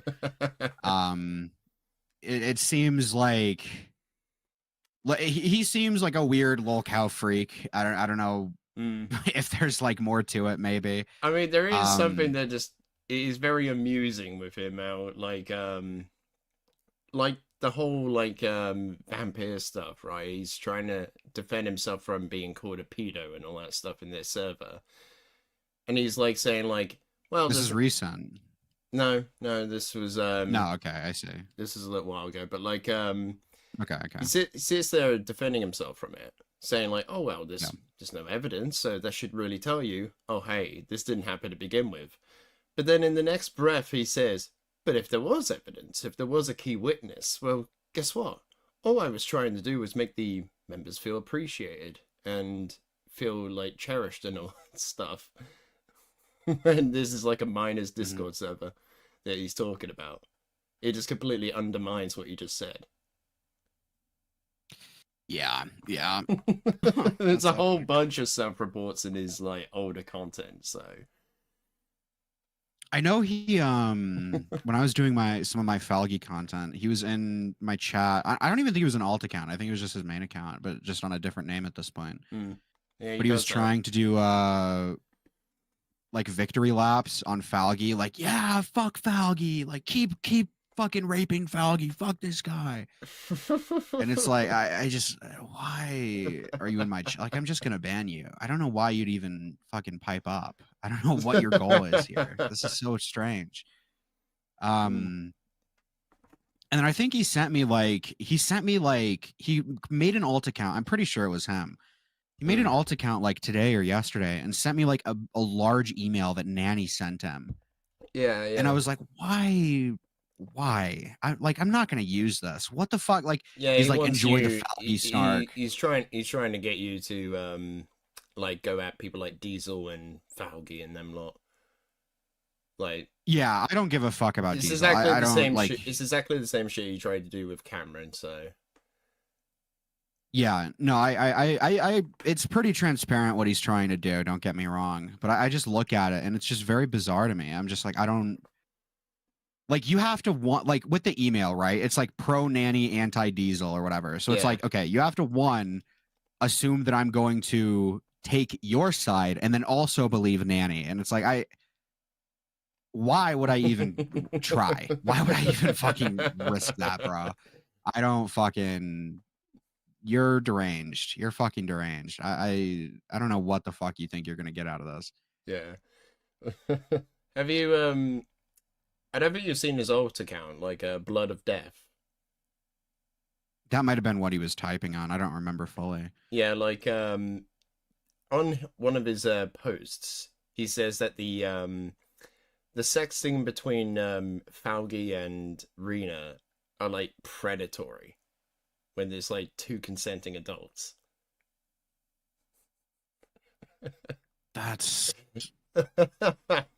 fucking retarded. What the fuck? Yeah, it's obviously trying to like lie about it and hope that people believe him when he shows a screenshot of the predatory text, and it's like it's nothing. This is like completely tame and all that stuff.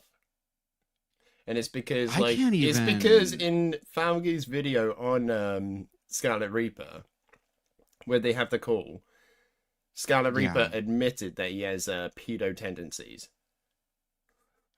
Genius. Yeah, listen, I don't know if this guy wants me to be his fucking soldier. Like, I feel like if I start defending him, it's gonna make him look worse even. I don't think this, like, I don't think you want my baggage if you're being accused of being a pedophile, bro. I don't know what to tell you. This probably makes you look worse even. Yeah, I don't know. It's fucking so strange. So strange. I try to...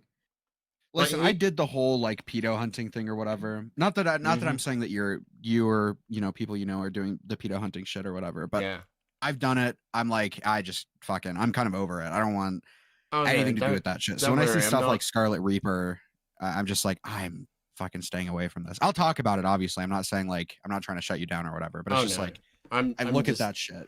I just find it funny. Insane. Personally, I just find it funny. Like Yeah. Scarlet Reaper is a lol cow, so obviously I'm gonna milk him. Have they actually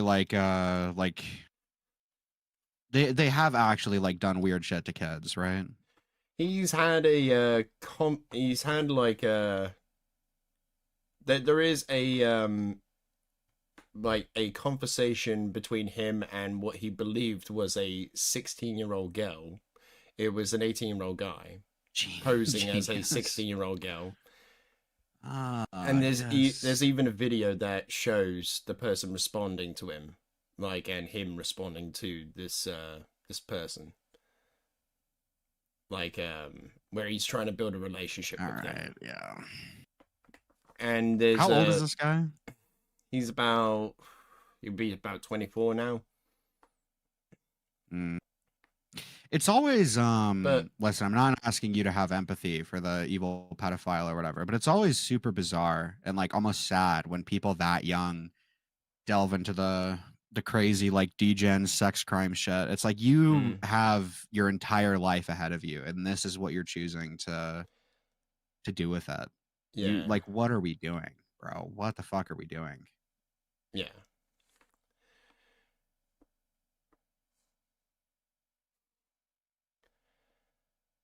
Yeah, 24 is crazy. I don't know. I just log off. I don't know. So you don't know much about him then? I know that he did some weird shit with Cameron. I know that he did the whole like reverse grooming thing. I heard about the reverse grooming thing, and I saw that. Did you hear about his trauma story? His trauma story. Supposed trauma story, anyway.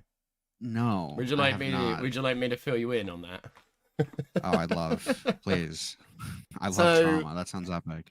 So Diesel invited Scarlet Reaper onto his live stream to have a little debate with him about some of the things he was saying in his, like, because he made a video on Diesel accusing him of being a groomer for, get this, having 07s in the chat, which would mean, by Scarlet Reaper's own words, their birth date.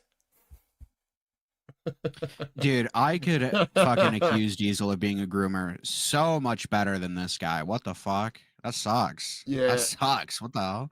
And then not that you should, okay? Don't accuse Diesel of being a groomer. In the debate, they talk about his trauma story, where he was apparently raped by a 16-year-old girl who was posing as 19 to him. But genius. When Diesel asks him, so you two like met up and all that stuff, like he was asking him if they met up when this rape occurred and all that stuff, and he's like, "Oh no," like he was like he had to clarify he was talking about the real world, and he was like, "No, not the real world." He was like, "So what? This was like on the internet or something?" He was like, "Yes, I said in a game." And Diesel was very perplexed by that, and he was like, he asked him to elaborate, and he was like, it's a first-person game that is used to socialize with a bunch of people, so basically VR chat. That's where the rape took place. Awesome. Okay. Literally just two character models clipping through each other. That fucking rules. Hell yeah, man. Fuck yeah. But the most crazy. So was he genuinely catfished, or was this a lie? With the what we were just talking about now, with his trauma story. Yeah, because you said he was lied to and said that they were 19 or whatever. Was that true? Personally, is there no way to know? Personally, I don't believe it. I think it's just a sympathy bait, and that's it, really. For when he was getting dogged on. Okay. The timeline is crazy though, because that was right after he had a falling out with someone he had feelings towards. So I do think he rebounded onto the minor. That's genius. Like okay, I see. Like you had a sort of like kind of like relationship with a 21-year-old over the internet. And they had a falling out because he basically kept on unloading his personal baggage onto them. And then like they had numerous talks with him saying like not to do that sort of thing. Like, I'm dealing with my own like mental health as well. And he just ignored them and just kept on doing it. So they had a falling out over that. And then that's where the trauma story arises from, which is in December 2023, I believe. So that's where that comes from. Like, but there are so many there are so many other crazy things with Scarlet Reaper. He has a whole Google Doc history with the Need for Speed community as well, which I might go over that at some point. The Need for Speed community? Yeah, the modding community for Need for Speed. Like, this guy's into racing games. Or at least he was before he destroyed his discs. That's awesome. Yeah. That's fucking insane. Yeah, I don't like the stuff I've heard of this guy is just like fucking the one bizarre. thing I do Is he like find... autistic or something? Is this guy like low IQ? Like, why does he do these Fauci things? seemed to think so. Have you heard him talk? Does he have like knows. an autistic voice, like accent? I'd say so, yeah. Okay. That makes it even worse, dude. You're like, this guy's been raped by multiple minors, and he's like mentally 9, and you're like killing him. Oh, you're dragging him across like hot coals over being like assaulted by kids. This is fucked. Okay. I'm getting scolded by you. No, I listen. I don't fucking. Yeah, this is just bizarre. I don't know. I'll have to ponder my orb about this guy. But yeah, he seems fucking weird, and I've banned him from my chat. I just want nothing to do with him. Yeah, it's very bizarre stuff. Especially if what you've been saying is anything. The craziest thing I've heard about Scarlet Reaper, the things I've seen about him, like, would be the Cameron stuff where he's like pretending to be another person, mourning the loss of himself because he like after the Diesel stuff, right, in 2024, I believe. Like he basically posted that he had ended his own life and all this stuff, and the whoever was owning his account now was mourning the loss of himself. And then like, the reasoning behind that was because he wanted people to stop talking about the drama, and so he could go and make a new account and start again, sort of thing. But then when the Cameron stuff happened, he made a new account, went into Cameron stuff because he saw he had beef with Diesel, and started telling Cameron's mods that Diesel had pushed himself into killing himself. And then what do you call it? Like because like he wanted Cameron to have that as like ammunition against Diesel so he could put it in a video. Mind you, all Diesel did to this guy was have him on to have a chat and all that stuff, and just make fun of him for this shit that he was saying. Especially to do with like the reverse predator stuff.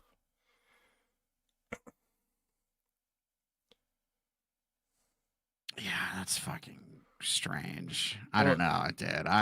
Also, while this guy used to be a Call of Duty commentator. Am I correct in that? Yes.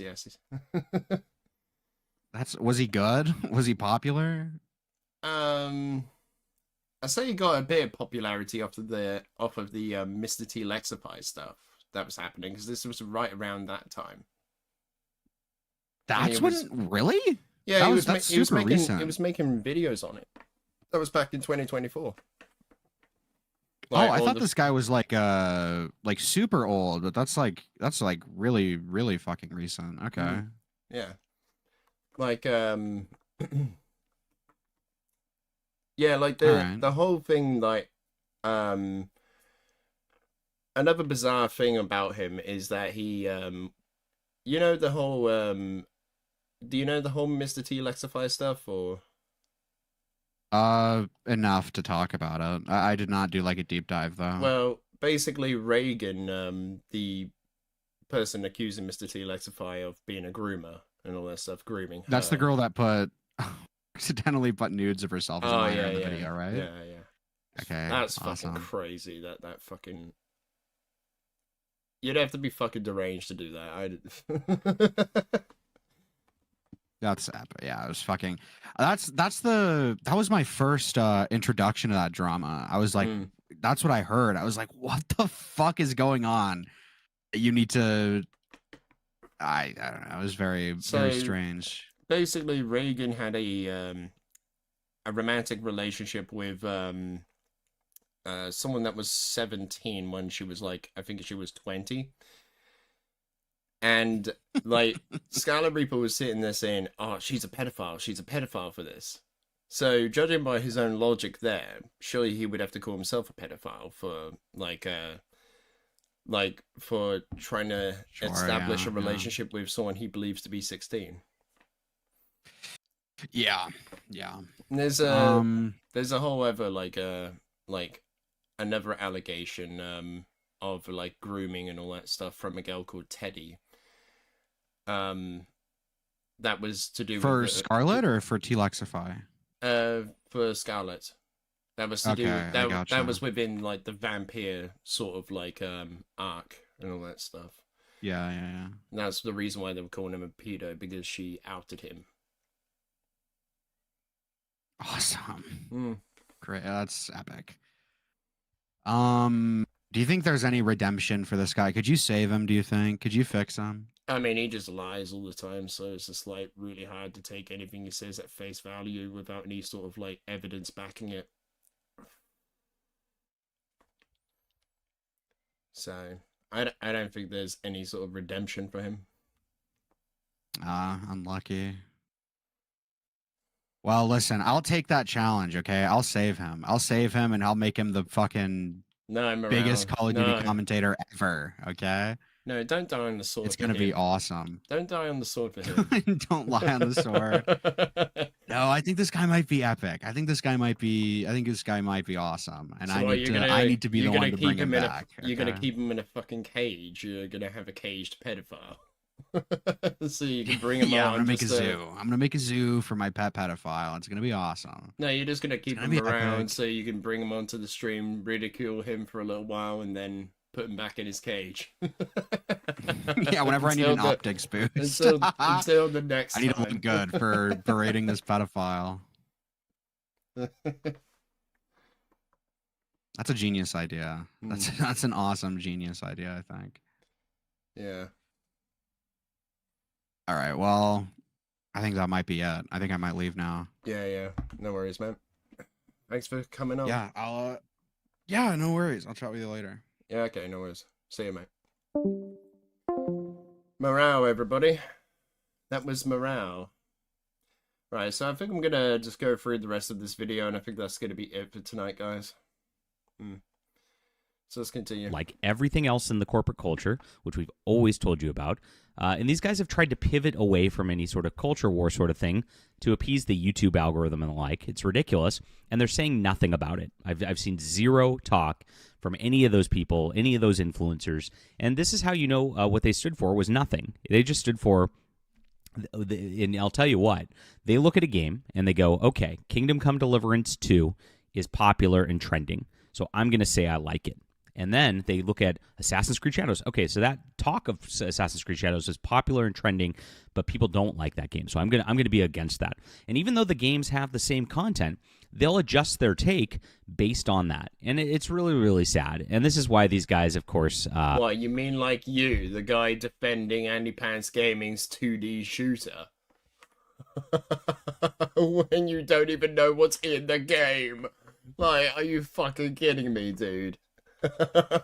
Have failed the movement. This is why we've started our own movement, Gamergate 3, to try to stop that. Yes, we're on 3 now. To try to stop this kind of nonsense from happening. And we're reporting the news. So Andy Pants Gaming is a beautiful YouTube channel. If you don't follow him, I highly recommend it. He's been consistent the entire time. He's a great YouTuber. He has great takes on games. He does deep dives into these DEI topics quite a bit. You mean the guy that can't even afford a fucking capture card to get his own footage? He has to go and steal it from other people, like Gamerangs. And he's a real one. And he decided to make his own video game. And it's cute. I actually played it for an hour yesterday. I asked Andy Pants, can I get my platinum trophy? That's pretty bad. That's a pretty bad take. I played the game, by the way, guys. I played it. And there was nothing suspect about it at all. and it can't on any of the platforms because it's banned. And so that's the thing. You can download it from him directly, and I'll put his link in the description below so you can play it. It's a cute game. I mean, it's got a lot of just like old 8-bit Nintendo tropes to it. Not something fancy or anything like that. But it's really, really funny, especially like, you know, when he's got these pride flag villains in their Nazi uniforms and the like, and they're all going after like the normal dad with a kid, right? And trying to shut him down. And that's what they did. They tried to shut him down. So this is big banning in gaming. It's very, very important. And this is the place that you're going. This really shows that he doesn't know what the fuck he's on about because he hasn't played the game at all. He has not played. I bet you he couldn't even get past the first fucking level. Guaranteed. Hear the discussion of this that nowhere else will do. And I'm glad you guys are here. So please hit the like and subscribe button. Join our movement. And this is my Fandom Pulse Substack. So we cover all of the topics in gaming, movies and TV, comics, tabletop games. We do a lot of work. John Trent and I do this full time, and we break these stories that are accurate. And the thing is, like, when we say we've got an Ubisoft insider, I've verified that he works at Ubisoft, unlike other people out there. We put screenshots. We of course document everything into things, because when I say this is what's happening on Steam, I'm going to show you in just a moment that there's screenshots of the Steam thing. I'm not just telling you this. I'm showing everything because we produce our receipts, and that's why we're the most trusted name in gaming news. Now, like I said, there was a coordinated cancel mob to try to stop Fandom Pulse from becoming popular. It's because there's a couple other news sites that were trying to grift off the gaming culture at the time. Got very, very mad that John Trent moved over here because he's the guy who makes up most of this stuff the success. He's the best journalist in this entire space for sure. And so we've continued and persisted anyway and done very, very well. Huge growth this week. So thank you for everybody who's become a paid subscriber. Now there's two tiers. There's a free subscription, and you get all the news, and there's paid subscription. I do like one paid article a day, and like we do like 8 unpaid, so that you get your news here. This is the spot to be, and you should be checking it every day. So sign up for this. This only brings up the fucking thing. I hate that it doesn't bring up anything else. Like the comments, maybe because the game had virtual strippers that implied to be 10 years old.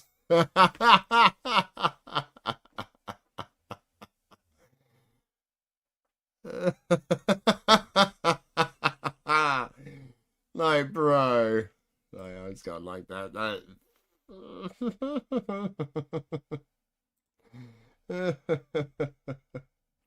Yeah, when you make a game like this with actual AI generated CP in it, I would take it down from my store. Steam doesn't owe you selling your game on their platform. This game reflects badly on anyone who promotes it. Dude deserves to be never heard from again. You might want to reevaluate your position if you're defending this game, because the game has AI generated CP in it. You want to know what their fucking biggest defense to that would be? Oh, well, if there's this in the game, then maybe you can show me proof of it. It's like, obviously giving you like a fucking standard that you can't really live up to, because then you would be distributing CP at that point, right? Or what you are calling CP. So that would be the biggest fucking, like, the biggest argument that this guy could give to that sort of take. It's in the description below. If you want to support us, it's only $5 a month. It's a Starbucks cup of coffee. There's no advertising on here, so we're not beholden to anyone. We have no sponsors. There's other people who very clearly have taken sponsorships from a lot of these gaming companies and have not disclosed them, right? This is what Gamergate was originally about, right? Ethics in gaming journalism, and that's exactly what we're providing here. We're not shills for these companies. We know that the corporate media is evil. We know that corporate video game companies, these AAA studios, are not in your best interest. They're just trying to milk you like pay pigs. And so we are calling them out. And yeah, we appreciate you guys for the huge support over this. Get on Fandom Pulse. It's in the description below. All right, let's get into this. So Andy Pants Gaming has been a staple of great anti-woke content on YouTube. He's finally come out with his own game, only to be hit with a Steam ban censoring his content. Now, he only makes videos like once every month or two. Sorry, but like, are we saying that Steam knows who Andy Pants Gaming is, knows his content, knows the link between his content and his Steam ID? I think we're stepping into, like, conspiracy level takes here. Into woke content. This is his most recent video. It's called Black Girl Boss Fatigue. Excellent stuff. Highly recommend going to that and checking it. It's in the Fandom Pulse article if you want to go check that out. Makes it easy. And he's got 200K subscribers because he does such a good job, period. And so he's been making his own video game and talking about that for a bit. And I was excited about that because I love independent works. And I think it's very important that we build up independent creators and get them their start and help get them going along so that we can build an independent ecosystem, a parallel economy away from this stuff, away from the leftism that's out there, right? Because leftism is the destruction of all this cultural stuff, and that's the whole problem. So with this, we have on Friday, he launched his game Chad versus the Gay Nazis on his own storefront, and there's the page of hilarious graphics, and this is it right here. And so he got shut down by Steam, and you can see Chad versus the Gay Nazis. Release progress. Follow the instructions checklist below.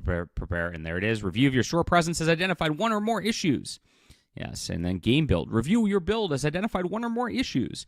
So they would not allow this game on their platform. Very simple right here. So on Steam, it says your app cannot be approved in its current state. Your app and store page appears to incorporate intellectual property from third parties. So they're claiming him of stealing intellectual property. And the Steam distribution agreement makes your responsibility to provide Valve with the necessary rights to distribute your game. We can decline to ship your game if that has been raised about intellectual property. So concerns. But they don't tell them what it is, right? Of course. It's just vague. And this is what they do the entire time. And so here's it is. There's no other intellectual properties. It's all... Yeah, I kind of wonder why they're being vague about it, right? I kind of wonder, guys. Own deal that he's kind of just put in here with these Sprite sort of deals, and it's really, really funny. And so he actually spoke to us. He said, I've provided the rights to everything. They're making stuff up. Then it continues again. The presence of Nazi-related symbols, swastika or Hitler, will prevent your application from being released in Germany. You have several options to consider. Well, whatever, Germany. And this is what he's done. He's put them on pride flags showing that they're gay Nazis. It's pretty funny. It's equal rights for maps.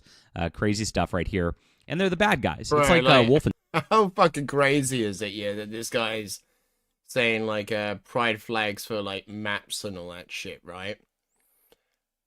But yet he's the one defending a game that contains lolly in it. Like, I don't know. I don't know, mate. I don't fucking know. Right? I mean, it was a big parody sort of thing, and it's a Wolfenstein, just almost exactly. So why is this a problem? So additionally, your app contains assets from YouTube and X images.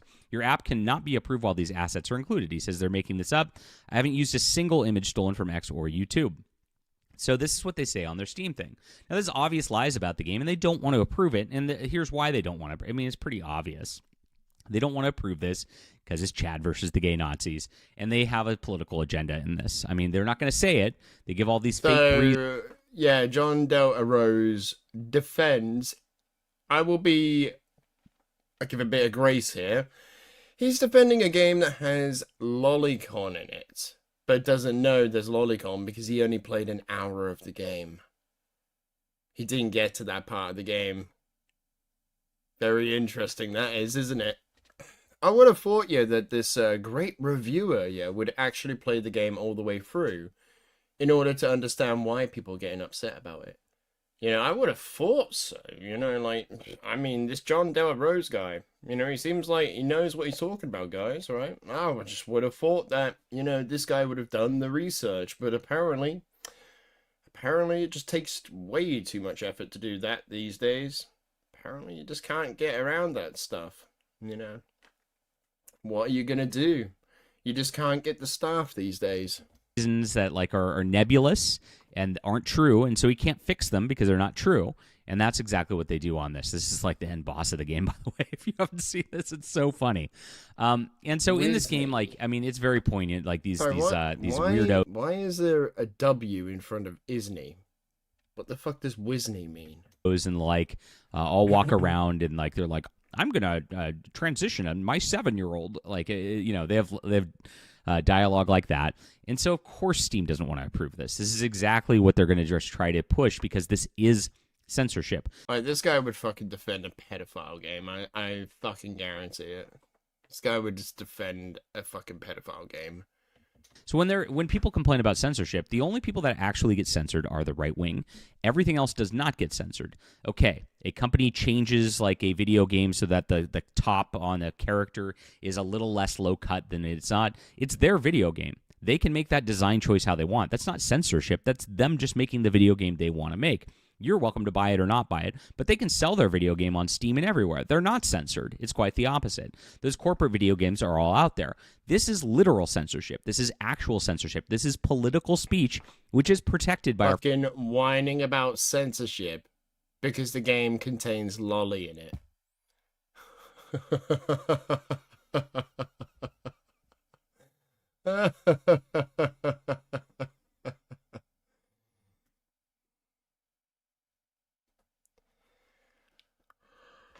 Not a good look, buddy. Not a good look. First Amendment in America, and it's getting shut down because leftists want to shut everything down. They hate you. They want you dead. They don't want you to be able to sell your stuff. And we've gone through this in conservative culture. Political speech, which is protected by our First Amendment in America, and it's getting shut down because leftists want to shut everything down. They hate you. They want you dead. They don't want you to be able to... Oh my God, that's fucking crazy. They hate you. They want you dead. They want to genocide the right. They want to take over the world, guys. Oh my God. Bro, who the fuck are you convincing with this fucking slop? Like, really? Really? Who the fuck are you convincing, buddy? Not a lot of people, I would assume, considering the amount of comments that are telling you, hey, there's actually CP in this game. Sell your stuff. And we've gone through this in conservative culture for the last 10 years. They'll shut you down. They'll remove your Stripe page. They'll remove No, this was before. This was before, Josh. This was before Charlie Kirk's death.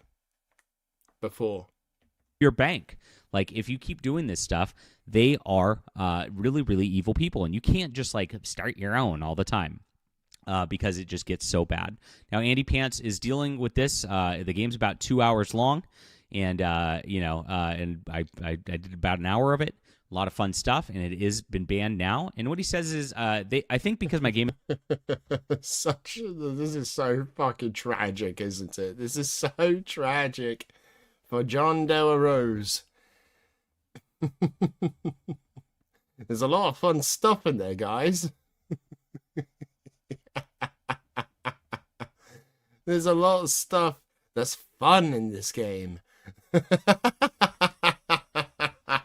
Is offensive. They're hoping I give up, but I'm going to fix their issues and continue to resubmit. And that's going to be great. I'm glad he's fighting because that's the thing. It's easy to give up. It's easy to stop. Somebody like this, Andy Pants, is a real deal because he is continuing to fight. He's continuing to resubmit it. And that's exactly what you do. He's fighting the good cause, everyone, by making slop content. I'm actually owning the libs. I'm actually owning the libs, guys.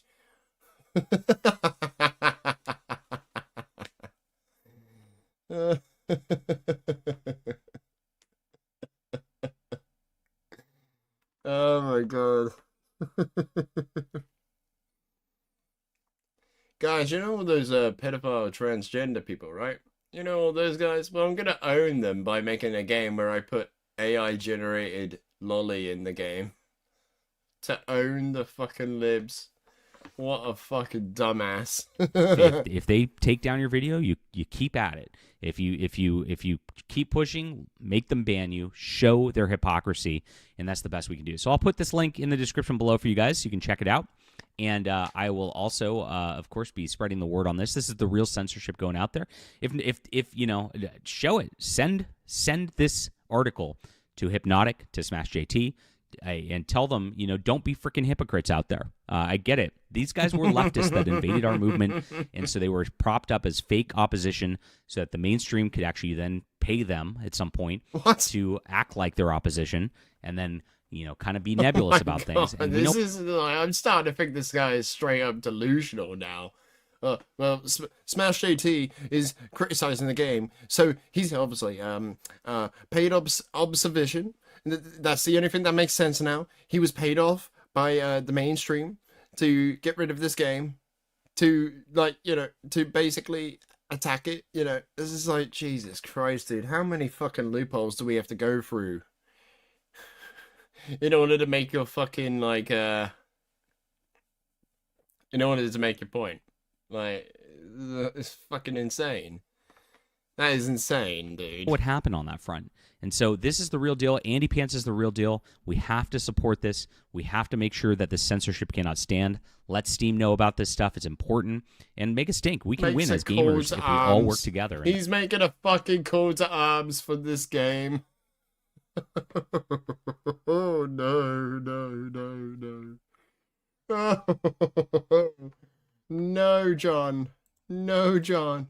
What are you doing, buddy? So, that was this video, right? I know I said I was going to end it after this, but then... he had this video. Wait, which one was first? Was it this one, or was some of the worst? Was it the other one? 24th of May, 2025. The Andy Pants situation is 25th. So I'm assuming he did not read any of those comments, right, that we saw earlier. So I want to see what his response to that was. Is heating up even more, as he's not just banned from Steam anymore. He's now banned from Linktree and Shopify. And there's another link site he just posted that he just got banned from as well. It's very, very obvious what's going on here. You're not allowed to have this kind of politics where you call the LGBTQIA+, and the plus is for pedophile, mafia, anything bad, or they're just going to totally deplatform you. This is something I haven't seen on this level in years. This is like when... Right, like you're saying the plus is for pedophile, right? I bet that's what John Arroz is all about, right, guys? Considering what the game consists of, like... And influencers back in the day, you'd see they'd be kind of conservative influencers, and they'd get put on a no-fly list and get their bank accounts like destroyed. It's like getting close to that level for Andy Pants here, just because of this absolutely silly game, which I played. Like, this is just so fucking delusional. This guy is it's either this guy is a complete grifter, or he's just hardline delusional at this point. A lot of fun. It's got its flaws. I gotta say. I mean, it's got its flaws. This was not a polished game by any means, but he did have entertaining stuff in here, and that's what games are all about: entertaining stuff at the end of the day. And so this should be allowed. And of course, it's such a ridiculous thing. Steam allows these full-on ridiculous things like on their website.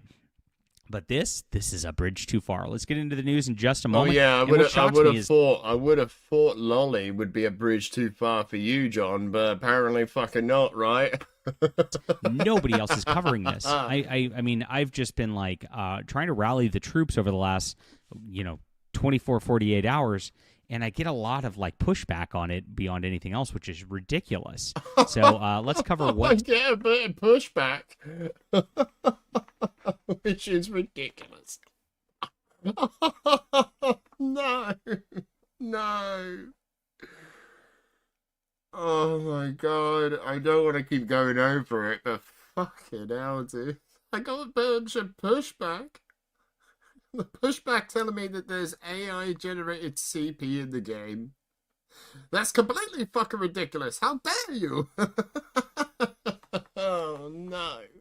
What's going on here and why Andy Pants is not getting the actual, I guess, clout he deserves out of this from people. I don't know what word I should use here. It sounds like a bad word these days, but it is something that some people seem more equal than others, and it does depend on their clout within certain influencer spheres in gaming, and it's really, really sad to watch that people will just not report because of that. And so, we'll apply pressure on those people, and let's call them out, guys. Smash JT has said nothing on this. And Deviant said nothing wonder on why. this. I wonder why Smash JT doesn't say anything about this game. I wonder why he doesn't want to comment about it. Could it be that Smash JT is a lot fucking smarter than you are? Which, yeah, Smash JT is a complete fucking grifter, but at the same time, he is a smart one. I will give him that. Of course, he wouldn't want to fucking comment on this game. Like, who the fuck would? Hypnotic said nothing on this. Grums has said nothing on this. I've tagged all these people. They still have said nothing on it. There's one person who actually did say something, who's in the influencer group, and actually responded to me. A lot of guys are afraid to respond to me these days because of the cancel mob. But the cancel mob's real, and it's all coordinated. The cancel mob. They're afraid to talk to me, guys. It's not because I'm making this unhinged stance on this game. It's because of the cancel mob, you see. They're out to get me. Every time I go to Starbucks, I see them out in the window watching me. By leftists, and they're doing the same thing here, which I'll also show you in just a moment. So please hit the like and subscribe button. This is Fandom Pulse, guys. We are covering the news here that nobody else does. This is a pop culture news website. It's got comics, books, video games, movies, tabletop games, more. Covers the news like no one else does. What, you mean like not getting your facts straight? Andy Pants Gaming gets banned from Linktree and Shopify in what appears to be a coordinated leftist cancel culture. Cancel campaign, sorry. Like, fucking hell, dude. And we work really, really hard every day. I've actually done 4 articles today already on a Sunday. And, of course, John Trent works with me. He used to run Bounding Into Comics before they censored him, and he left there. He used to run That Park Place and before they censored him, and he left there. And he's been working with us full-time as well. A lot of the cancel campaign has been because there's some bad actors at the prior business he worked at, who have been going to influencers behind the scenes trying to shut us down because we tell the truth, and they don't want people to discover this. It's really, really sad. But we're doing great. It doesn't matter. We're actually blowing those websites away. And so this is where we're at now, and we work really, really hard every day. Sign up. This is in the description below. You can get a free membership, which is great. That way I don't lose you to like algorithms and things like that. Very important so that you can see the news that's going on all the time. There is also a paid membership if you want to support us doing what we do. We don't use any advertisers, and that's a big deal here. And it's important to support things like this because this type of media helps us build an alternative parallel culture that's going on as well. It's only $5 a month. It's like a Starbucks cup of coffee. It helps us stay in business, and thank you guys so much for your tremendous support. We've gained a lot of subscribers over the last month. People have been finding us. It's funny. I watched all these influencers, some of the ones I mentioned before, they used to retweet us all the time. Actually, most of those guys built their channels off of reading John Trent articles. They just read them verbatim, and they'd get famous off of his articles and make a lot of money off of his articles. And now they've all shut him out, and they don't read his articles anymore like it's going to do anything.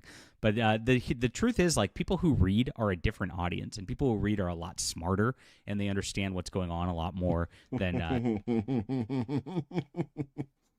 Yeah, like, kind of self-reporting there, isn't it? I guess this guy doesn't read books. Guess this guy thought, oh yeah, like this is a smart idea. I'll just shill for the game that has lolly in it.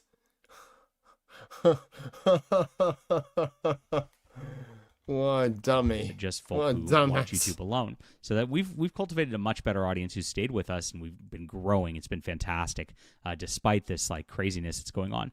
Now, Andy Pants is another, quote, controversial guy who's not like on the in with a lot of these gamer networks. And it's become a whisper network. It really has. You see all these people coordinate the exact same stories at this point. They all go on each other's streams, and then they try to axe out anybody else who they don't feel like is a team player. It's left. Or could it be that they disagree with certain people and they argue against their positions? Could that be the thing? Could that be it, John Del Rose? Although, how the fuck would you know? Because you stay in your little bubble. You don't go anywhere else. Leftist mentality, and that's why this story has not caught on, because Andy Pants is not part of the club, right?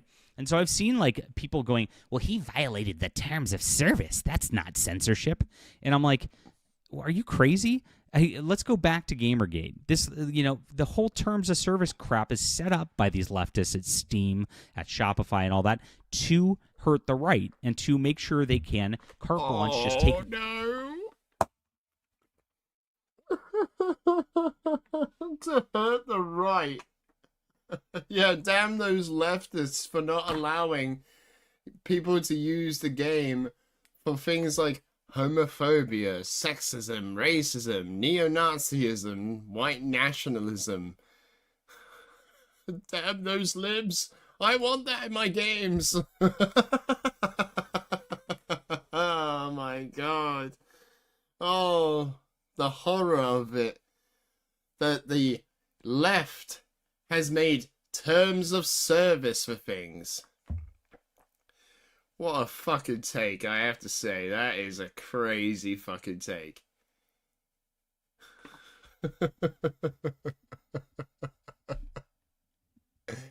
What a fucking take to have. You do realize, John Delrose, right? That your games, right? Your, like, rose-tinted glasses pickup, right? Your nostalgic games also had terms of service in them as well. So I'm guessing by your own logic here, those games were made by the libs to fuck with the right. Because they had terms of service in them. Are you fucking real? Anybody down that they want at any time without having to answer for anything. That's exactly what this terms of service is. It's nonsense. So if you're saying that's not censorship, literally those are set up to be. Bro, how long is it going to be until John Del Arroz makes a fucking take that is on par with Alex Jones saying that the families of the school shootings and all that stuff are actually just paid actors? So how long is that going to take for John Del Arroz to hit that point? I don't know. Maybe we're already here. Not to be nebulous censorship that they can apply to rules for us and not for them. And that's why they do this. And they always do this because I've been banned. It's the same crap. I've been banned from Kickstarter. I've been banned from Indiegogo. I've been banned from Patreon. It's like... You were banned from Kickstarter? What the fuck were you kickstarting? Oh, I think there's some hidden lore that we don't know about. Maybe we should do a deep dive at some point to find out quite a bit about John Del Arroz, right? This is why I'm on Substack. Again, it's a free speech platform. And why have all those companies... They always go like, you have violated the community standards. And it's like, okay. So I write back, what's the community standard I violated? Please see the community standards and the terms of service. Okay, well, that doesn't help me. And so it's about targeting people for who they are. It's not about targeting people for anything else. And Andy Pants right here has a kicking the hornet's nest thing with a political game that is, just mocking their extreme leftism with a, old school style 8-bit shooter. And they don't like that. Because, that triggers them. And that's what this comes down to. So yesterday, like I said, I reported that Steam took it down and it gets worse from there. So he was up on Shopify and he was selling his game directly right there. You could download it on Windows. And so this is what happened to a Shopify store now. Something went wrong. What happened? The store is unavailable. What can I do? Gone. And so, by the way, these things don't just get taken. They don't just notice, some guy selling 100 copies of his game. Somebody reported him, and this is where it gets obvious. I wonder fucking why, buddy. Wonder why they reported him. as it goes along, because next he put it up on Linktree, and there you can see this account has been removed. His whole Linktree account has been removed for a breach of our community standards. If you manage this account, believe it may have been removed in error. Submit an appeal. Return to the homepage. Well, there's no appeal. There's no process. It's just because he called the gays Nazis that they can't even allow this. And this is exactly what it is. Now, I noticed that Airbagged, who has been a person who's... ask John Del Arroz, right? If terms of service was made by the left to fuck with the right, then why is it that Andy Pants Gaming is allowed to post onto stuff like Twitter and YouTube, right? Why are they allowed to do that stuff if this was really the case? Surely their account should be immediately banned, right? judging by your own logic. See, that's where the logic just doesn't really add up. If the terms of service on everything is to do with the left, and not just like normal people making a terms of service of what they want, what they don't allow on their platforms, right? Then surely all right-wing creators, like, by your own logic, would have been fucking banned by now, right? Threats to different various people on the internet, tried to get everybody deplatformed and the like, is cheering this on and pushing this, and it's going viral on his end. Wokies 2, Andy Pants minus 10 million or whatever it is. And so you can see that there is a coordinated attempt to just stalk his account and then report him over this stuff, because they know these platforms have this sort of thing over politics. So at this juncture, you look at this and you go, okay, all of these influencers who last week were going and saying, hey, I stand with Foxu, right? You know, Kirsch. And I stood with Foxu. I'm the only news outlet with Phantom Pulse who reported on it. Nobody else covered it on the written news, right? And so, and of course, you know, they didn't share my articles because, oh my gosh, right? But this is how, like, that was an obvious, like... Sorry. Who the fuck are you, John Doe Rose? They didn't share my articles. Sorry, who are you again? It's like you're a fucking nobody, dude. You're an absolute nobody. Influencers can rally behind Kirsch, get some clout out of it. Kirsch is popular, there it is, right? Andy Pants is not in the in club, so they're not going to do that. And so it's very obvious the double standards among these influencers that are happening as well. We saw this happen with Kingdom Come Deliverance 2, right? And this is where this all started. Kingdom Come Deliverance 2 was a woke game. We uncovered that he had DEI consultants working on the game when he lied about it up front and said he didn't. I never got an apology. In fact, they doubled down on canceling me when, of course, that news came out. Instead of actually going, shoot, our bad, because they can't do that. They're little narcissists. They just keep doubling down and doubling down and doubling down, going crazy. You saw that with Smash JT, how crazy. What you mean, like what you're doing right now? Doubling down on this game? Being like, oh, guys, it's censorship. They're censoring it because it's of the politics. No, it's probably because it's got fucking lolly in the game itself. It's got depictions of kids in the game with, like, fucking very suggestive fucking, like, themes. You fucking moron. Crazy he went on that stuff too. It's the same thing here. The willful ignoring of Andy Pants is because Andy Pants is edgy, and of course this is an edgy game, and so they don't feel like, you know, their little centrist like group is going to react well to that. They actually wait. These influencers don't influence. They wait and to see what's popular first and then tailor their opinion to what's popular rather than actually influencing and making change that needs to happen in this. And if you want to, like, stop the influences of the airbags of the world, stop the social pressures of the left, the Alyssa Mercantes and the like for real, you actually have to go out and lead and take unpopular stances in order to do things. That's why we do this here. We just tell the truth about what goes on. We don't care about who says something. We care about what's said and what's done. And that's what needs to be done for our culture. That's what needs to be done for the influencing. And that's what needs to be done for video games if we're going to make video games great again. So this is crazy. And everybody should be calling it out. And, you know, like I said, I've reached out to Grums, silence. I've reached out to Endymion, silence. One person who actually is brave enough to respond to me, and a lot of people just don't now because they don't even want to know. They don't want to be seen talking to JDA. Oh, my gosh. It's like, it's leftism, right? This is pure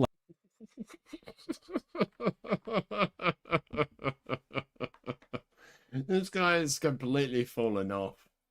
This guy is completely falling off. Like, I don't know, buddy. Could there actually be an actual legitimate reason why nobody wants to fucking associate with you? Could there be? Leftism all the way around. But Stuttering Craig, to his benefit, of Side Scrollers Podcast, responded. And so I will give him kudos here. And that means a lot. Just responding to me at all is like a dangerous thing like, for... Can't even see why these people don't want anything to do with him, right? You just can't see it, can you? Can't see it through the mist. Such attention seeker fucking levels. These kind of leftist anti-woke influencers at this point. I don't think that means that Stuttering Craig's not one of them, right? Which is great. And so He said, I had no idea it's happened. That's my quote, because I asked him about this. Very funny response. And that's the thing. He has no idea it's happened because nobody else has said anything. And even though we've had it on Fandom Pulse for 24 hours, this is my second article on it, even though Andy Pants has been talking about it for days, even though my personal X account has been going off on it for days, nobody else is saying anything about it. And so it just didn't get on his radar. Now, to their fault, like, these guys know Fandom Pulse exists, and they've all stopped using it intentionally as a try to keep us down, which doesn't work because there's readers anyway.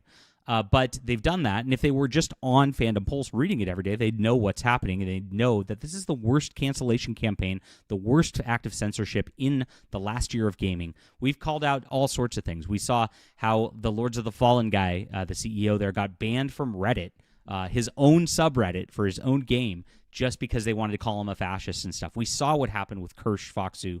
We saw how crazy that was and how stupid that was. Those are terrible things. But of course, this is a much bigger deal. A whole game getting deplatformed, getting removed from online storefronts, having an obvious harassment campaign going around, and wherever he pops up, they just mass report him. That's going on right here, and more people need to find out about it. So share this out, guys. That's the most important thing you could do right now so that Andy Pants Gaming is known. Go subscribe to Andy Pants. Great channel over there. He's a real one. Really appreciate you guys for being there. And this is our Fandom Pulse Substack. Yeah. If you guys are not seeing this right now, this is the spot to be. Yeah, he's a real one, right? He's a real one. Completely, constantly shilling his Fandom Pulse. Fandom Pulse, guys. That's the place to be, right? Because we are the ones at the forefront of the culture, and we're leading. As soon as we see something, we talk about it. We don't wait to see if it's popular. Yeah, you're really leading when no other creator wants anything to do with you. Or not. That's not who we are. We're here to tell the truth first, and that's why we're the most trusted name in gaming news at this juncture. Really appreciate you guys for being there. Please subscribe down below, and we'll be back soon. Okay. Okay, so that was John Del Arroz, everybody. That was John Del Arroz.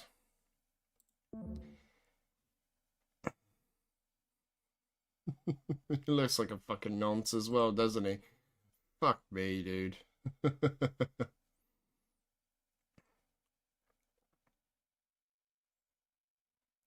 Oh my god. Mark Hamill wants Luke Skywalker to be retconned as gay. Are you fucking kidding me, dude? I can already tell that's complete garbage just by reading the title.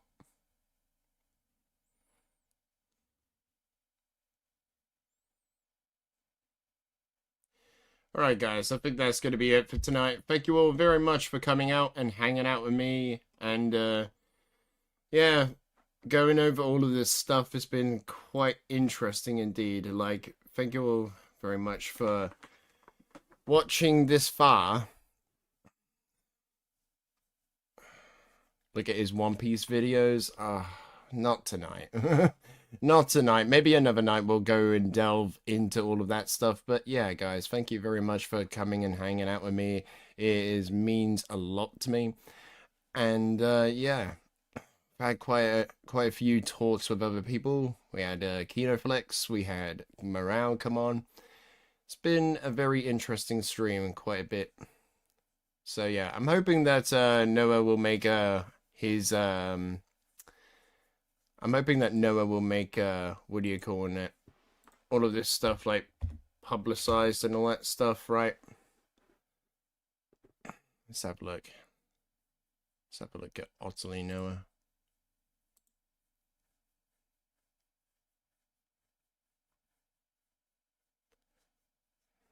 Has he made any sort of, like, stance at all?